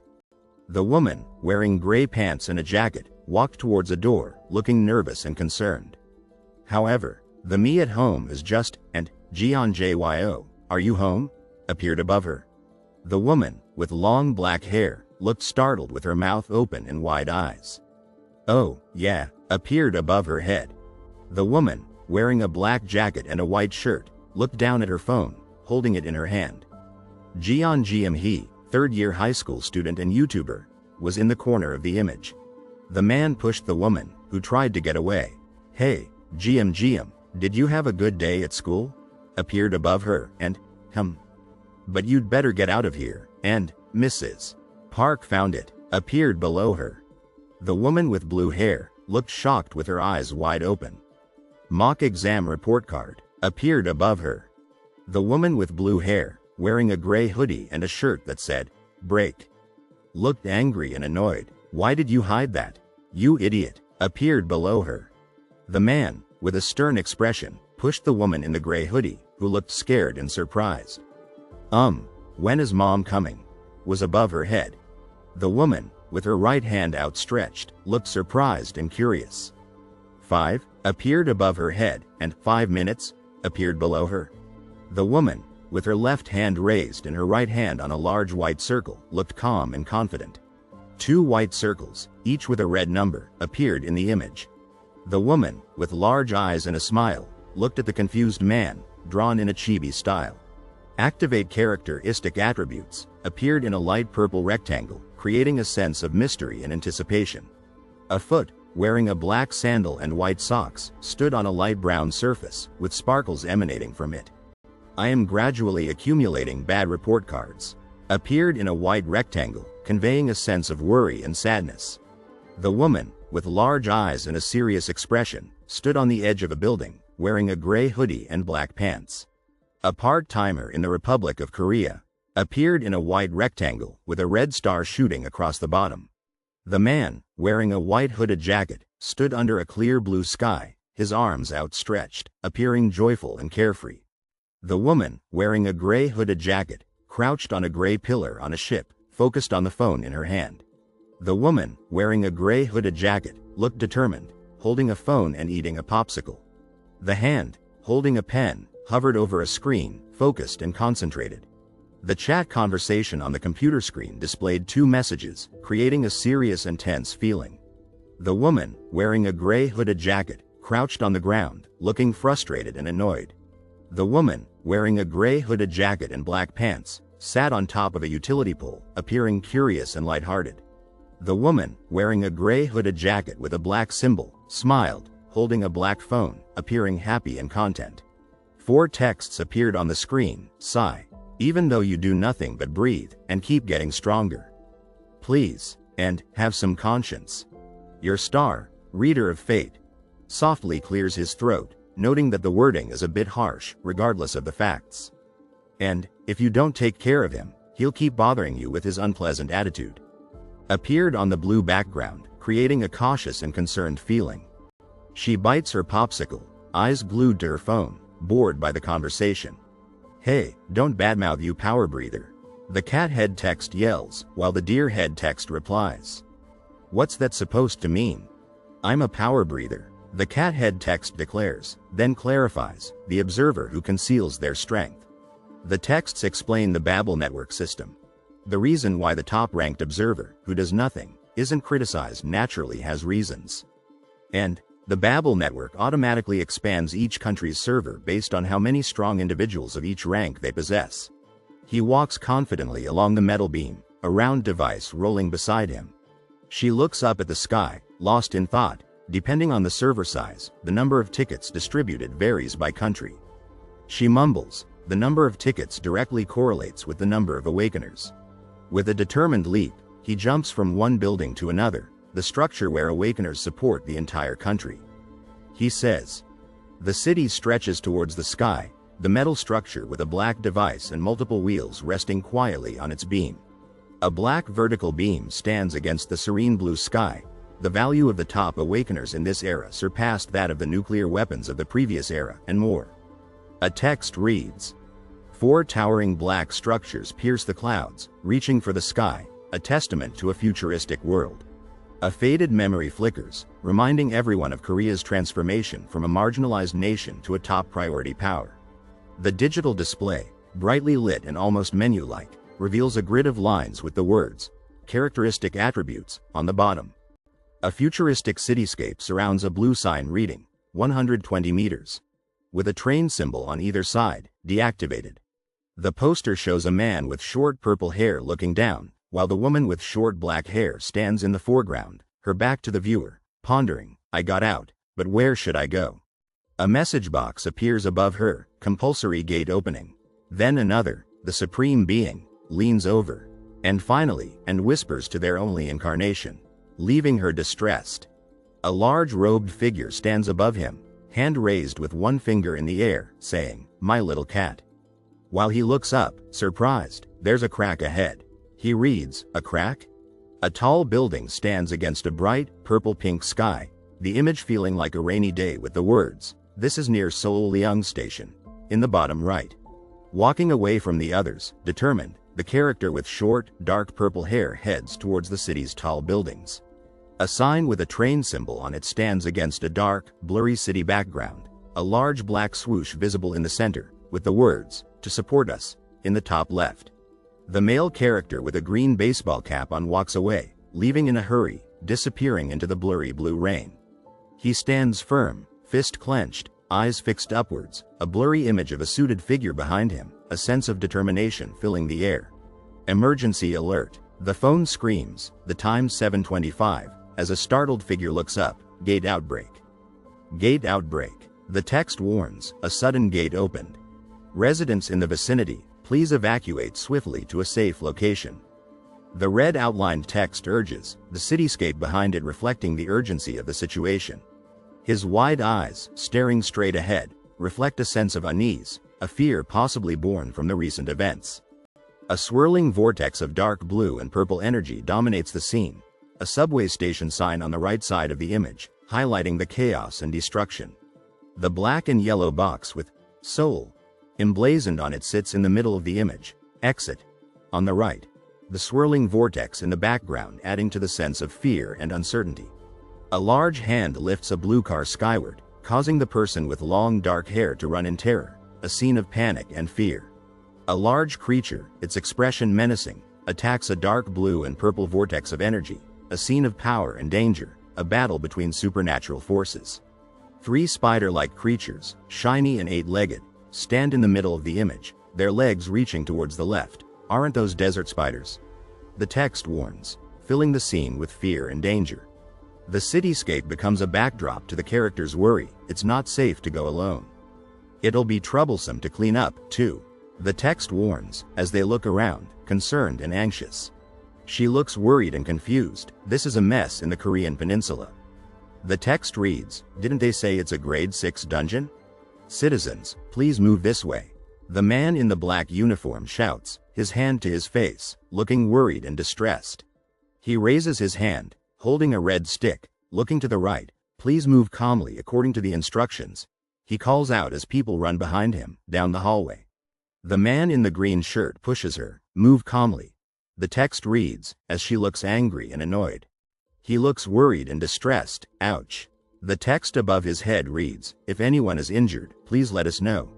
Walking on the crosswalk, she appears confused and worried. Your diligence in devotion, reader of fate, asks if you're still there.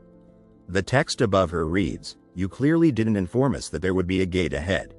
Who spoke ambiguously and caused this mess?"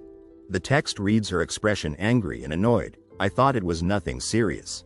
She smiles evilly, looking to the right. No answer. "Are you upset?" The text above her head reads. The man in the black uniform, CRT, visible on his chest, points at her, looking concerned. "All right. I just need to go home quietly." She thinks to herself. "Student, come over here," he calls out. She looks left, hand behind her head. "Me?" She thinks. Why? "It's too dangerous to move alone right now." The text reads, "Even if you're scared, please follow our guidance." Student, especially in times like this, you should listen to public officials. The woman advises, looking concerned. "That's the only way we'll all be safe together." He looks down, worried. "No," he says, "my mom and younger siblings are waiting at home." Walking down the stairs, his concern evident.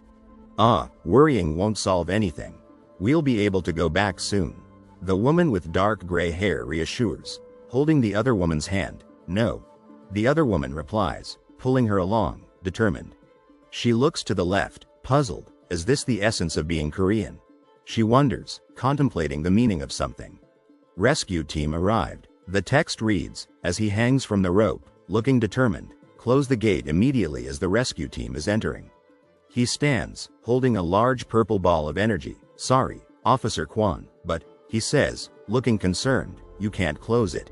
My child is still inside the station." The woman cries, looking distressed, "Please calm down, ma'am." The man reassures, "Subin, please save our Subin." A large blue ball of energy swirls and glows in the center of the image. Soljong 2 inches reads the sign, the energy powerful and dangerous. He stands, arm extended, a large blue ball of energy below him, his face determined, ready for action. He reaches out to her, a worried expression on his face. "Oh my. Subin," he says, looking helpless, as the woman on the ground looks up at him with fear. "If the other hunters get to it first, our profits would dwindle." The man and woman are arguing near the entrance of the building. "Mom's son, hey strong, go home right away before your identity is exposed on the World Channel." The message reads. "There's no data," she yells, her face filled with frustration.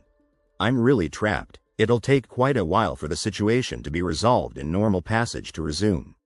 She thinks to herself, her chin resting in her hand. "I did come out without thinking, but that doesn't mean I had no intention of going back home," she says, looking down at her feet. A shadow looms in the background as she looks on in shock. Come to think of it, this might be the safest place. She decides. "Look over there," she urges, pointing to something off in the distance. 2 large spider monsters stand in the street, blocking the way. Should I step up? She wonders to herself, but since the rescue team is here, can't I just stay put? "It's coming this way," shouts one of the men, pointing their gun at the spider as it leaps over the barricade. "Get ready to fire," the men yell, aiming their crossbows at the large, gray sphere in the background. "Move aside," the text warns, the faint red outline hinting at impending danger. The man fires his yellow gun. the bright light illuminating the room as he does. "You idiots, get your act together," the man yells into his megaphone as a large explosion erupts behind him. "Can't you build the barricade properly?" the man shouts. "The rescue team is here. Why isn't the gate closing?" someone asks, their voice laced with annoyance. "Didn't you hear that just now?" one of the men asks. The blue and purple sphere pulsates in the center of the image, a feeling of anticipation building as the text reads, "A grade F just jumped in." The dark blue and purple sphere floats in the air, its faint glow illuminating the city below. "Damn, this place sucks," one of the men mutters. "Why did it have to happen at the station entrance?" "A grade F went in?" one man asks. "Is it because of the gate's fickleness?" someone wonders. "Even if we don't close. If that happens, they might never come back," one of the men says. "Even the grade Ds don't want to go in, so they're hesitating like that," one of the men observes. "Well, then, it's the birth of a hero." The text reads, the sphere glowing brightly. The skeletal figure descends, a cloud of gray smoke trailing behind it. Team 1 enter the station. The text reads, "Hey, Kwon Gina." If he still hasn't come out, it means the kid is waiting inside the station. The man yells, his finger pointing at the sphere. "Don't you realize we need to close it immediately? Because this bastard fell in," the man says. "Then let the senior close it. I'll go in," the man declares, his tone determined. "What?" the man exclaims, his expression a mix of surprise and confusion. "I need to go in to rescue the guy inside," the man says, his gaze fixed on the entrance. "So you close it, you bastard," the man growls, his grip tightening on the other man's collar. The man's eyes widen in a mixture of fear and determination. "I'm coming out," a voice calls out from within. "Duty team, bring him out now," the man commands. A surge of blue, white, and purple energy explodes in the city, creating a scene of chaos and destruction. "Are you okay?" the man in the red and orange jacket asks. "The kid," the man says, pulling the other man along, "the grade F. Yee." The text reads, followed by, "A hero." The woman's eyes widen in surprise as she stares at something off in the distance. "It's all over," the girl whispers. "Okay," the man replies, turning to face the other man. "Excuse me, may I ask for your name?" "I'm Baek Do-hyun," the man says. The man kneels on the ground, his head bowed in defeat. "That person rescued the kid," the text exclaims, the city lights reflecting in the background. "Wow, he's really amazing." The crowd cheers, their voices filled with admiration. "Touching, amazing," the woman says, clapping her hands. "Finally, it's over." Clapping her hands with excitement, the woman with long brown hair exclaims, "Can we go home now?" She looks at the man in the suit. "I also want to see my bed. No, I want to see my mom." The woman with short black hair, her back turned to the man, smiles with her eyes closed. The woman with blonde hair looks concerned. Everyone at home must be really worried. The man in the suit jacket nods. "Yeah, it's getting late, we can go now, right?" He gestures towards the woman in the pink sweater. "Let's send them home." The woman with short black hair smiles. "You can all go now." She looks relieved. Phew, finally liberated. The woman with short black hair looks confused as she reads the words above her head. Trait, Windcatcher, is added. She stares down. Huh? The city stretches out before them, a vast canvas of steel and glass. "Your diligence in devotion, reader of fate," sighs a voice from the distance. The woman with short black hair looks down with frustration. "I don't know where you learn such bad manners from." She glares at the ground. "I'm complaining to the neighboring parents." The woman with short black hair walks down the street, her anger brewing. "Who are you blaming?" she mutters to herself. She sighs, her shoulders slumping with fatigue. "I'm going home." The woman pulls out a notebook. "Might as well write in my diary." The feet pound on the brick walkway, propelled by a surge of adrenaline. A voice shouts through the bustling city, "Excuse me, hold on a moment." In the dark, rain-slicked city street, the figure pulls another along, their grip tight. The character with long black hair and purple eyes clutches their white jacket, their worry evident. With a desperate plea, the character with short blue hair cries out, "Please help." Dragged backwards into the dark, rain-soaked night, the character struggles against the unseen force. Standing on the balcony, gazing out at the dark starry sky, the character marvels at the view. This chapter is translated by LuaScans.com team. Read on our website if you want to support us. Reads a message at the top. The character in the white robe looks at the character in the chair, confused. This chapter is translated by LuaScans.com team. Read on our website if you want to support us, as displayed in a box. In the end, it turned out like this. A voice whispers, "If you go like that now, Quan Gai Na will die." It's not just Quan Gai Na. The character with short blue hair says, his eyes filled with urgency. The majority of the people here right now. The character with short black hair and purple eyes looks worried. The man with black hair stares at something off screen, his jaw agape in shock. What? The woman with black hair clenches her fist, her face hardened with anger. Even the hunters, many civilians. She shouts, they will all die helplessly.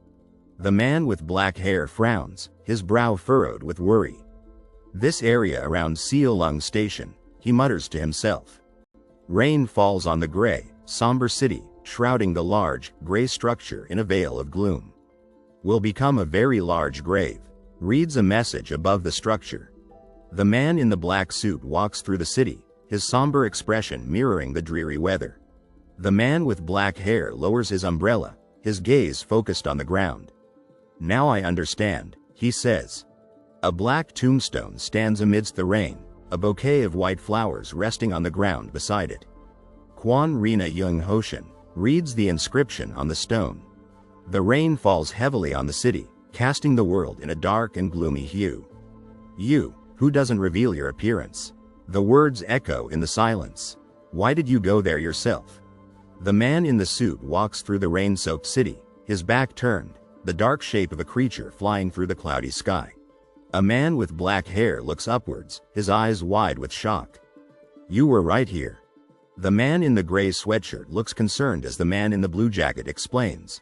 The manticores that will soon appear are grade 3 monsters. The man with black hair and a blue jacket looks at the girl with furrowed brows, but among them, a mutant species ranks close to grade 2 monsters.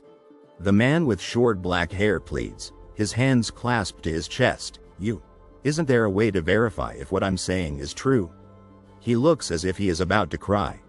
The woman with short black hair and large purple eyes stares intently at the reader, her brow furrowed in thought. She whispers, seemingly weighing her options. The man with short black hair and large blue eyes looks desperate, his plea echoing in the air. Please. The man with a confident smirk addresses the woman. Do you know who I am? She nods, her eyes filled with curiosity. Yes, I do.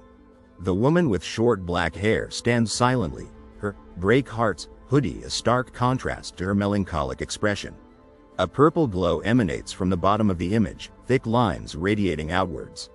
A swirling orb of purple energy pulses in the center of the image, the words, "The gate won't close," and, What's going on? Why is this happening?" scrawled below.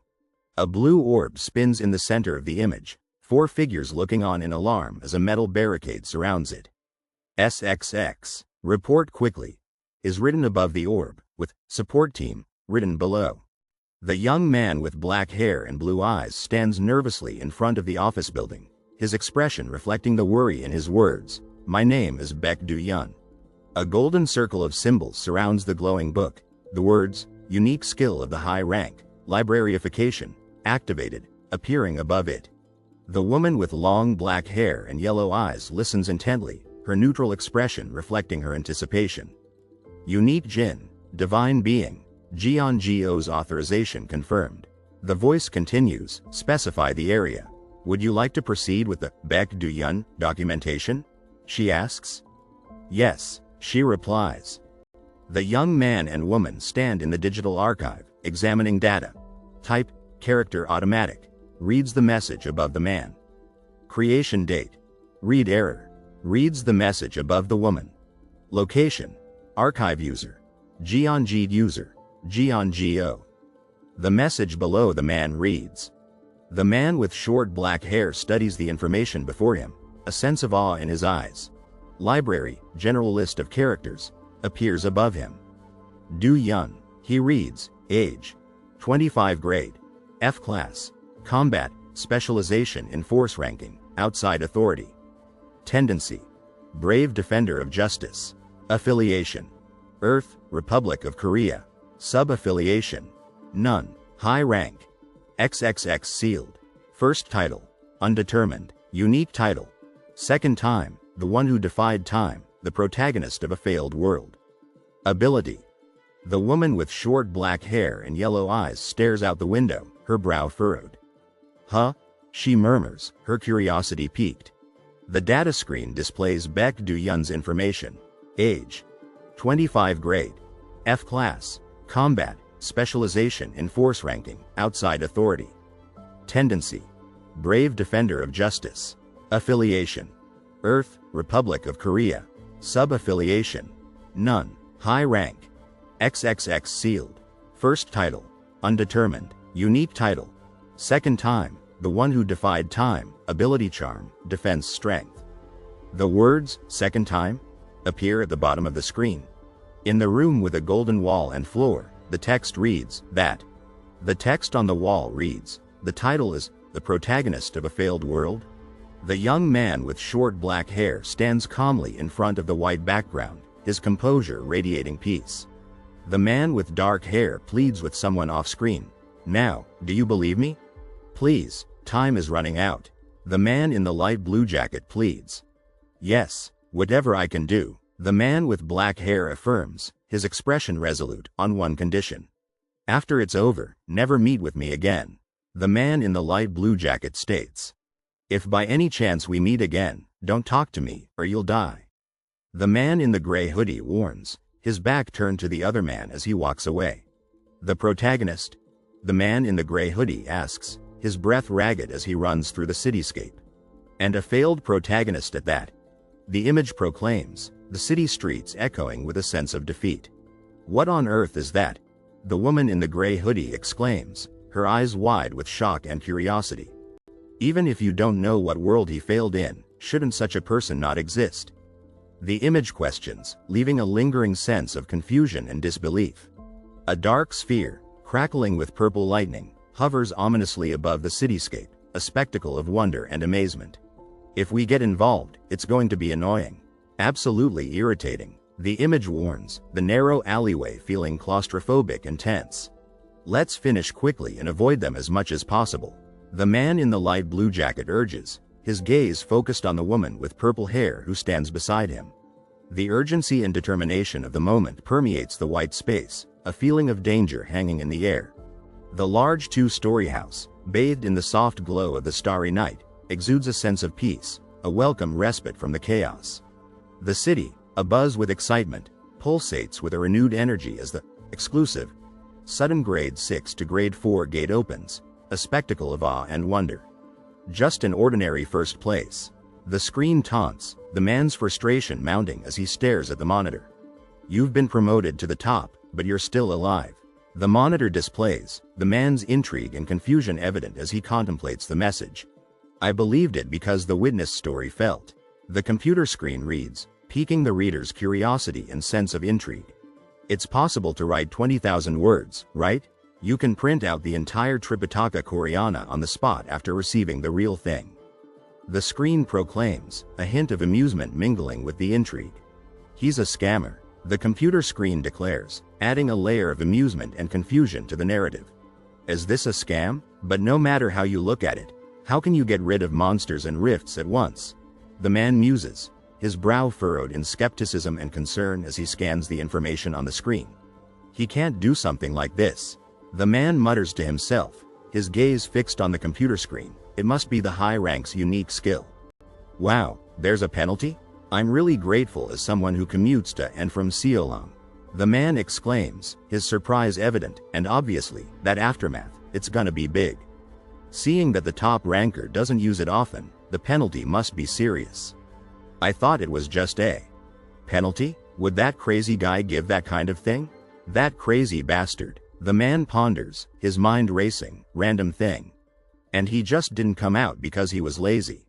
The man mutters under his breath, his expression a mix of anger and frustration. This time, well, Did he show any signs of noticing? The man wonders, his steps quickening as he heads toward the door. Yes, hello. The man greets, a hint of surprise in his tone. You were consulting with the temple in Gangwon-do last time. Yes, that's right. The man confirms, a slight annoyance evident in his expression. Yes, a 20-year-old girl. The man replies, oh, yes. Could you please chase after her for a moment? No, I mean send her that way. The man pleads, his concern growing with each word.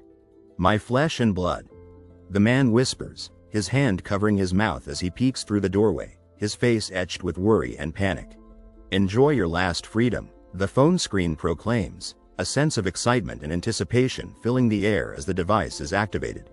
A golden book, suspended in midair, pulsates with a mystical glow as the unique skill of the high rank, librarification, activates, shrouded in an aura of mystery and excitement. Document everything within a radius of 1 kilometer. The man with purple hair commands, his hand outstretched, his authority radiating as he embraces the golden glow. Modify the development. The man instructs, his gaze fixed on the glowing expanse below, his confidence unwavering as he wields his power.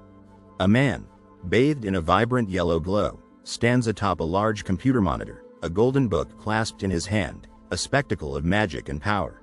I'll delete every possibility of that rift opening. The man with black hair declares.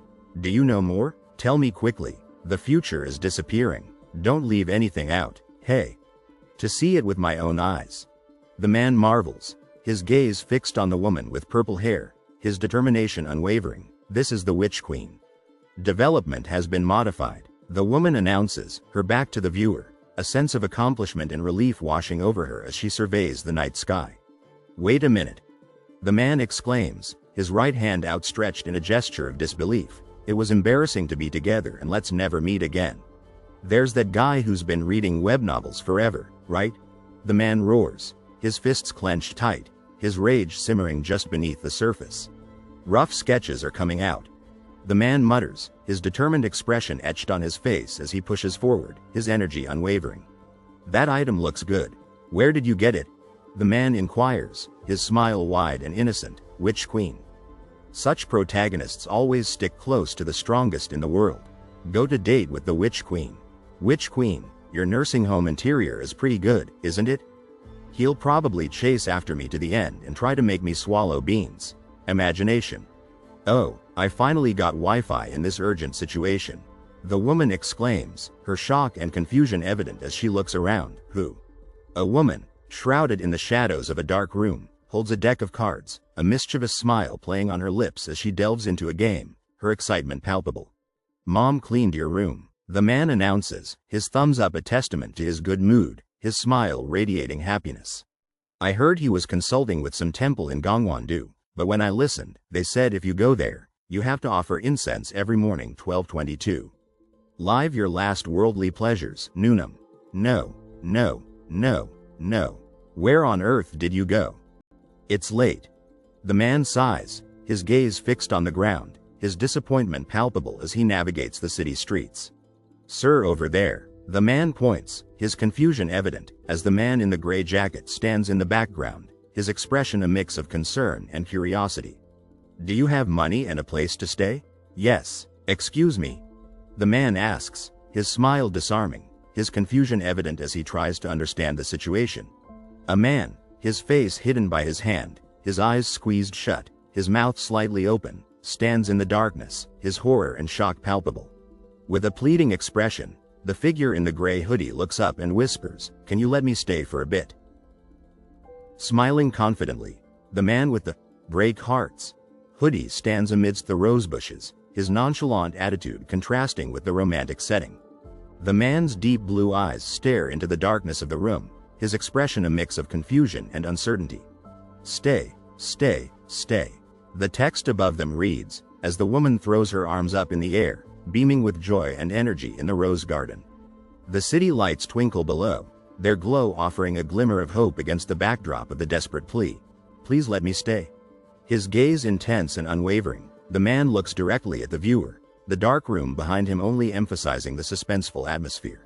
The words, "Pull yourself together, Jeonji Rock," echo from the sky, the destroyed bridge and the murky water below amplifying the feeling of urgency.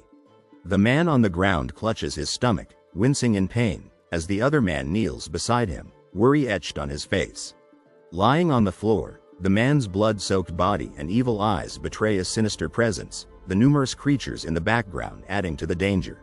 Holding the unconscious woman in his arms, the man's face is filled with concern, the text above them whispering, "What would you say if I tell you I still haven't used the Deus Ex Machina? Is this the time to joke?"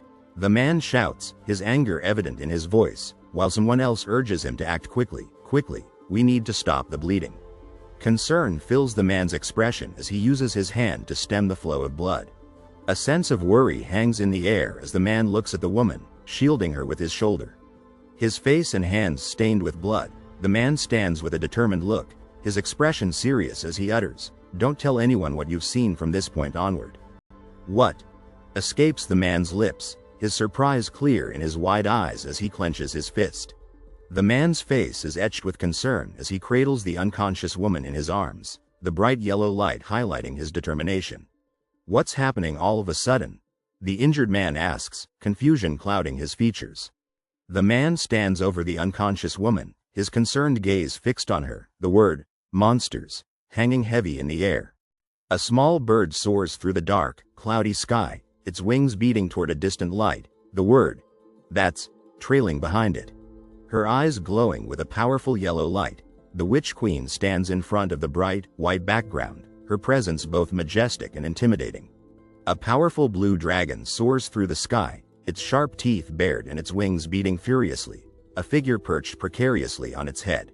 The dragon's yellow eyes stare directly at the viewer, its menacing expression and powerful presence emanating from the image. The hooded figure runs frantically across the swirling beige background, her determined expression betraying her panic. The figure in the black hooded cloak plummets through the air, the bright yellow starry background only amplifying the speed and fear of her descent. The man stands frozen in shock, his gaze fixed on the retreating figure in the black hooded cloak. The questions, "Did you do that to him?" and "Tell me the truth?" hanging in the air between them. "I may not be responsible, but," the man with blue hair confesses, his expression serious as he contemplates the situation. The man's face is etched with regret as he clutches the unseen person. "Even though I didn't cause the injury, he got hurt because of me. I'm sorry." The man with blue hair stands before the hooded figure, a curious expression on his face. "And you are?" he asks, while she replies, "I am Beck, Duhyun." The hooded figure stands against the cloudy gray background, her eyes fixed on a point below, her expression a mix of contemplation and concern. The woman's hooded face remains hidden, her eyes smiling as she whispers, "Guardian of Goodness, huh? That title sounds impressive." While the man behind her stares at the colorful sunset, his surprise evident. The woman with purple hair, her dark jacket framing her determined expression, stares directly at the viewer, her words ringing with confidence. I'll make things a bit troublesome for you." A sense of mystery hangs in the air as the building stands tall against the dark blue sky, the inscription, "Beck Du Hyun's house," promising secrets and suspense. The man clutches his fist, worry etched on his face. "I brought a toothbrush and other daily necessities," he mutters, but a wave of sadness washes over the scene as one man sleeps soundly on the bed while another stands in the cluttered kitchen, holding a black bag. The words, "What happened to the master bedroom?" and "You're here?" "Give me the melon," add to the atmosphere of surprise and curiosity within the messy room. The woman lies on the bed, her face a picture of shock. "Why is the Wi-Fi password so easy?" "It was 123,456,789. she exclaims, her disbelief palpable. A smile lights up the woman's face as the man hands her something. "Huh. Here you go, the melon," he says, his kindness and joy evident. The woman clenches her fist, anger and frustration swirling in her eyes as she shouts, "In return." The man looks down, his expression serious as he utters, "Promise me you'll brush your teeth and organize your socks and slippers." The man's eyes widen in annoyance as he looks up, a small girl in the corner mirroring his frustration. You're so annoying," she mutters. "No, you have to." The man insists, holding the blanket over the other man who sits on the floor. "You'll get cavities." While the man on the floor replies, "Didn't you eat sweets as well?" and grumbles, "Fine, give it to me already." The man holds the popsicle in his hand, his expression serious as he says, "I'll give you clothes to change into and you can sleep." The man stands, surprised, as the girl sits on the floor, arms raised in the air, her serious expression adding to the confusion of the scene. "Huh? Aren't I already wearing comfortable clothes?" The man asks. "If you sleep in your outdoor clothes, you'll get sinusitis from the dust later." The man's expression shifts to surprise as he holds the popsicle and appears to throw it. The girl in the gray hoodie, "Break Hearts," emblazoned on it, sits on the floor with a mischievous smile, holding a popsicle, while a thought bubble above a man in a white shirt shows him playing with a black cat. Fine, I get it," he says. "Witch Queen?" The girl's frustration is evident as she yells, "Just hand it over willingly, that's all I'm saying." The girl happily bites into her popsicle, her satisfied expression contrasting with the words below her, "Congratulations, Korea. Tower of Babel 38th floor has been cleared." The girl, popsicle in hand, looks up in surprise, her gaze drawn to the man standing behind her. The woman sits calmly, nonchalantly enjoying her green popsicle, her relaxed demeanor contrasting with the man's anxious movements. The tower rises high into the dark blue night, its black metal form reaching towards the stars. The digital display at its base reads, "Complete 39 inches" in large blue text, a testament to the effort and focus that went into achieving this goal. The tower stands tall against the night sky, a symbol of the challenge overcome. "Congratulations, Korea, Tower of Babel 38th floor has been cleared," proclaims the digital display, a triumphant message in yellow and black. The digital displays illuminate the night sky with news of victory. Twilight Guild rings the bell of victory. One reads, while the other declares, "Country Republic of Korea, the 39th floor of the Tower of Babel has been unlocked." A sprawling city stretches out in the distance, a testament to the scale of this achievement. A vast city of towering buildings and glowing windows stretches out beneath a starry sky, a testament to the energy and ambition of human civilization. The woman in the brown jacket chews on a piece of candy, seemingly unfazed by the messages flashing on the digital display. "Alpha, well done, Director Wong." It reads, followed by "David, that Twilight guy is really strong. He managed to do it in just one day." The woman in the gray hoodie smiles, taking a sip of her drink as the digital display flickers with messages. "David, are you seeing this? They said you came in today. How long are they going to pretend to be aloof?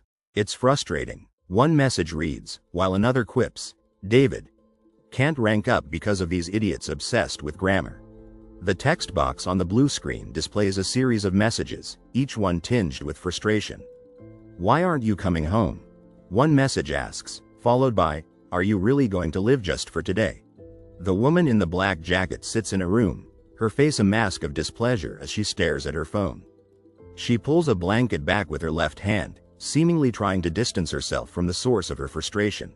The woman in the black hoodie sleeps soundly, a gentle smile gracing her lips. The man in the white shirt rests beside her, also in a deep slumber.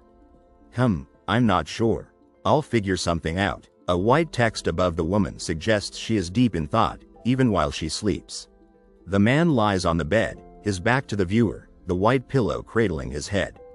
"It's a bit of a late question, but do you live alone?" The text reads, suggesting a curiosity about his living situation. "Why are you still awake?" The text above the man asks, a gentle reminder of the late hour. He lies on the bed, eyes closed, seemingly lost in slumber. A pair of white sneakers and black and white slippers sit on the floor, a simple but telling scene. "Yes, I live alone." The text above the sneakers reads, "I didn't have siblings to begin with, and my parents both passed away in a car accident when I was young." The text above the slippers reveals, the message heavy with sadness. The man lies on the bed, eyes wide with surprise. "I lived in a big house until middle school, but after that, I've been living on my own," he says, followed by a questioning, "Why are you interrogating me all of a sudden?" The woman lies on the bed, her eyes closed, a sense of weariness etched on her face. Just 'cause." The text reads above her, "I'm in the house of someone I don't know, so I feel like I should at least know you better." The text continues, a hint of curiosity in its words. The man lies on the bed, his back to the viewer. It's the same for me as well, since you're a woman I don't know. The text above him says, echoing the sentiment of the previous message. The man on the bed, his face hidden from view, speaks with a weary voice. I don't even know your name, he says, highlighting the strangeness of their situation. The woman with blue hair on the bed looks up in shock. You don't know my name? She exclaims, eyes wide with disbelief. JYO, and the Witch Queen, that's all I know. The text to her right adds, even that you're younger. The text below her finishes, confirming the oddness of their encounter. The man on the bed frowns slightly, a look of confusion on his face. The text above him reads, reflecting his uncertainty. The man on the bed, his back to the viewer, speaks in a tired tone. They say I regressed. The text above him says, a statement that seems to have taken him by surprise. The man on the bed looks shocked, blue eyes wide with disbelief. But you don't even know that. The text above him reads, highlighting the unusual nature of their interaction. The woman hangs upside down, her blue eyes wide with shock as she stares at the reader. The full moon shines brightly in the night sky, casting an eerie glow on the scene. The woman in the black hooded sweater stands by the bed, her gaze fixed on the man. It seems. The text above her reads, we aren't really that close, huh? The text below her says, a touch of sadness in her voice. The man lies on the bed, his mouth open in a silent cry, a look of pain etched on his face. The man lies on the bed, his blue eyes reflecting a deep sadness. The white background is filled with two text bubbles. We only talked once. The top bubble reads, just once. The bottom bubble says, a simple but poignant reminder of a missed connection. The dragon's wings beat powerfully, its gray and black scales shimmering against the sunset sky. It soars through the air, a symbol of strength and freedom. The man's blue eye, reflecting the sunset sky, holds a deep sadness. I haven't told anyone, but I will never forget what happened that day. The text above it reads, the man stands with his back to the viewer, his gaze fixed on the sunset sky. A lone bird flies overhead, adding to the melancholic feel of the scene. Until the day I die, the text above him says, emphasizing the permanence of his pain. The man lies on the bed, his eyes filled with confusion. Huh? The text above him reads, G.O. The text below him reveals, a name that seems to hold a significant weight. The woman with dark blue hair smiles brightly, her eyes gleaming with excitement.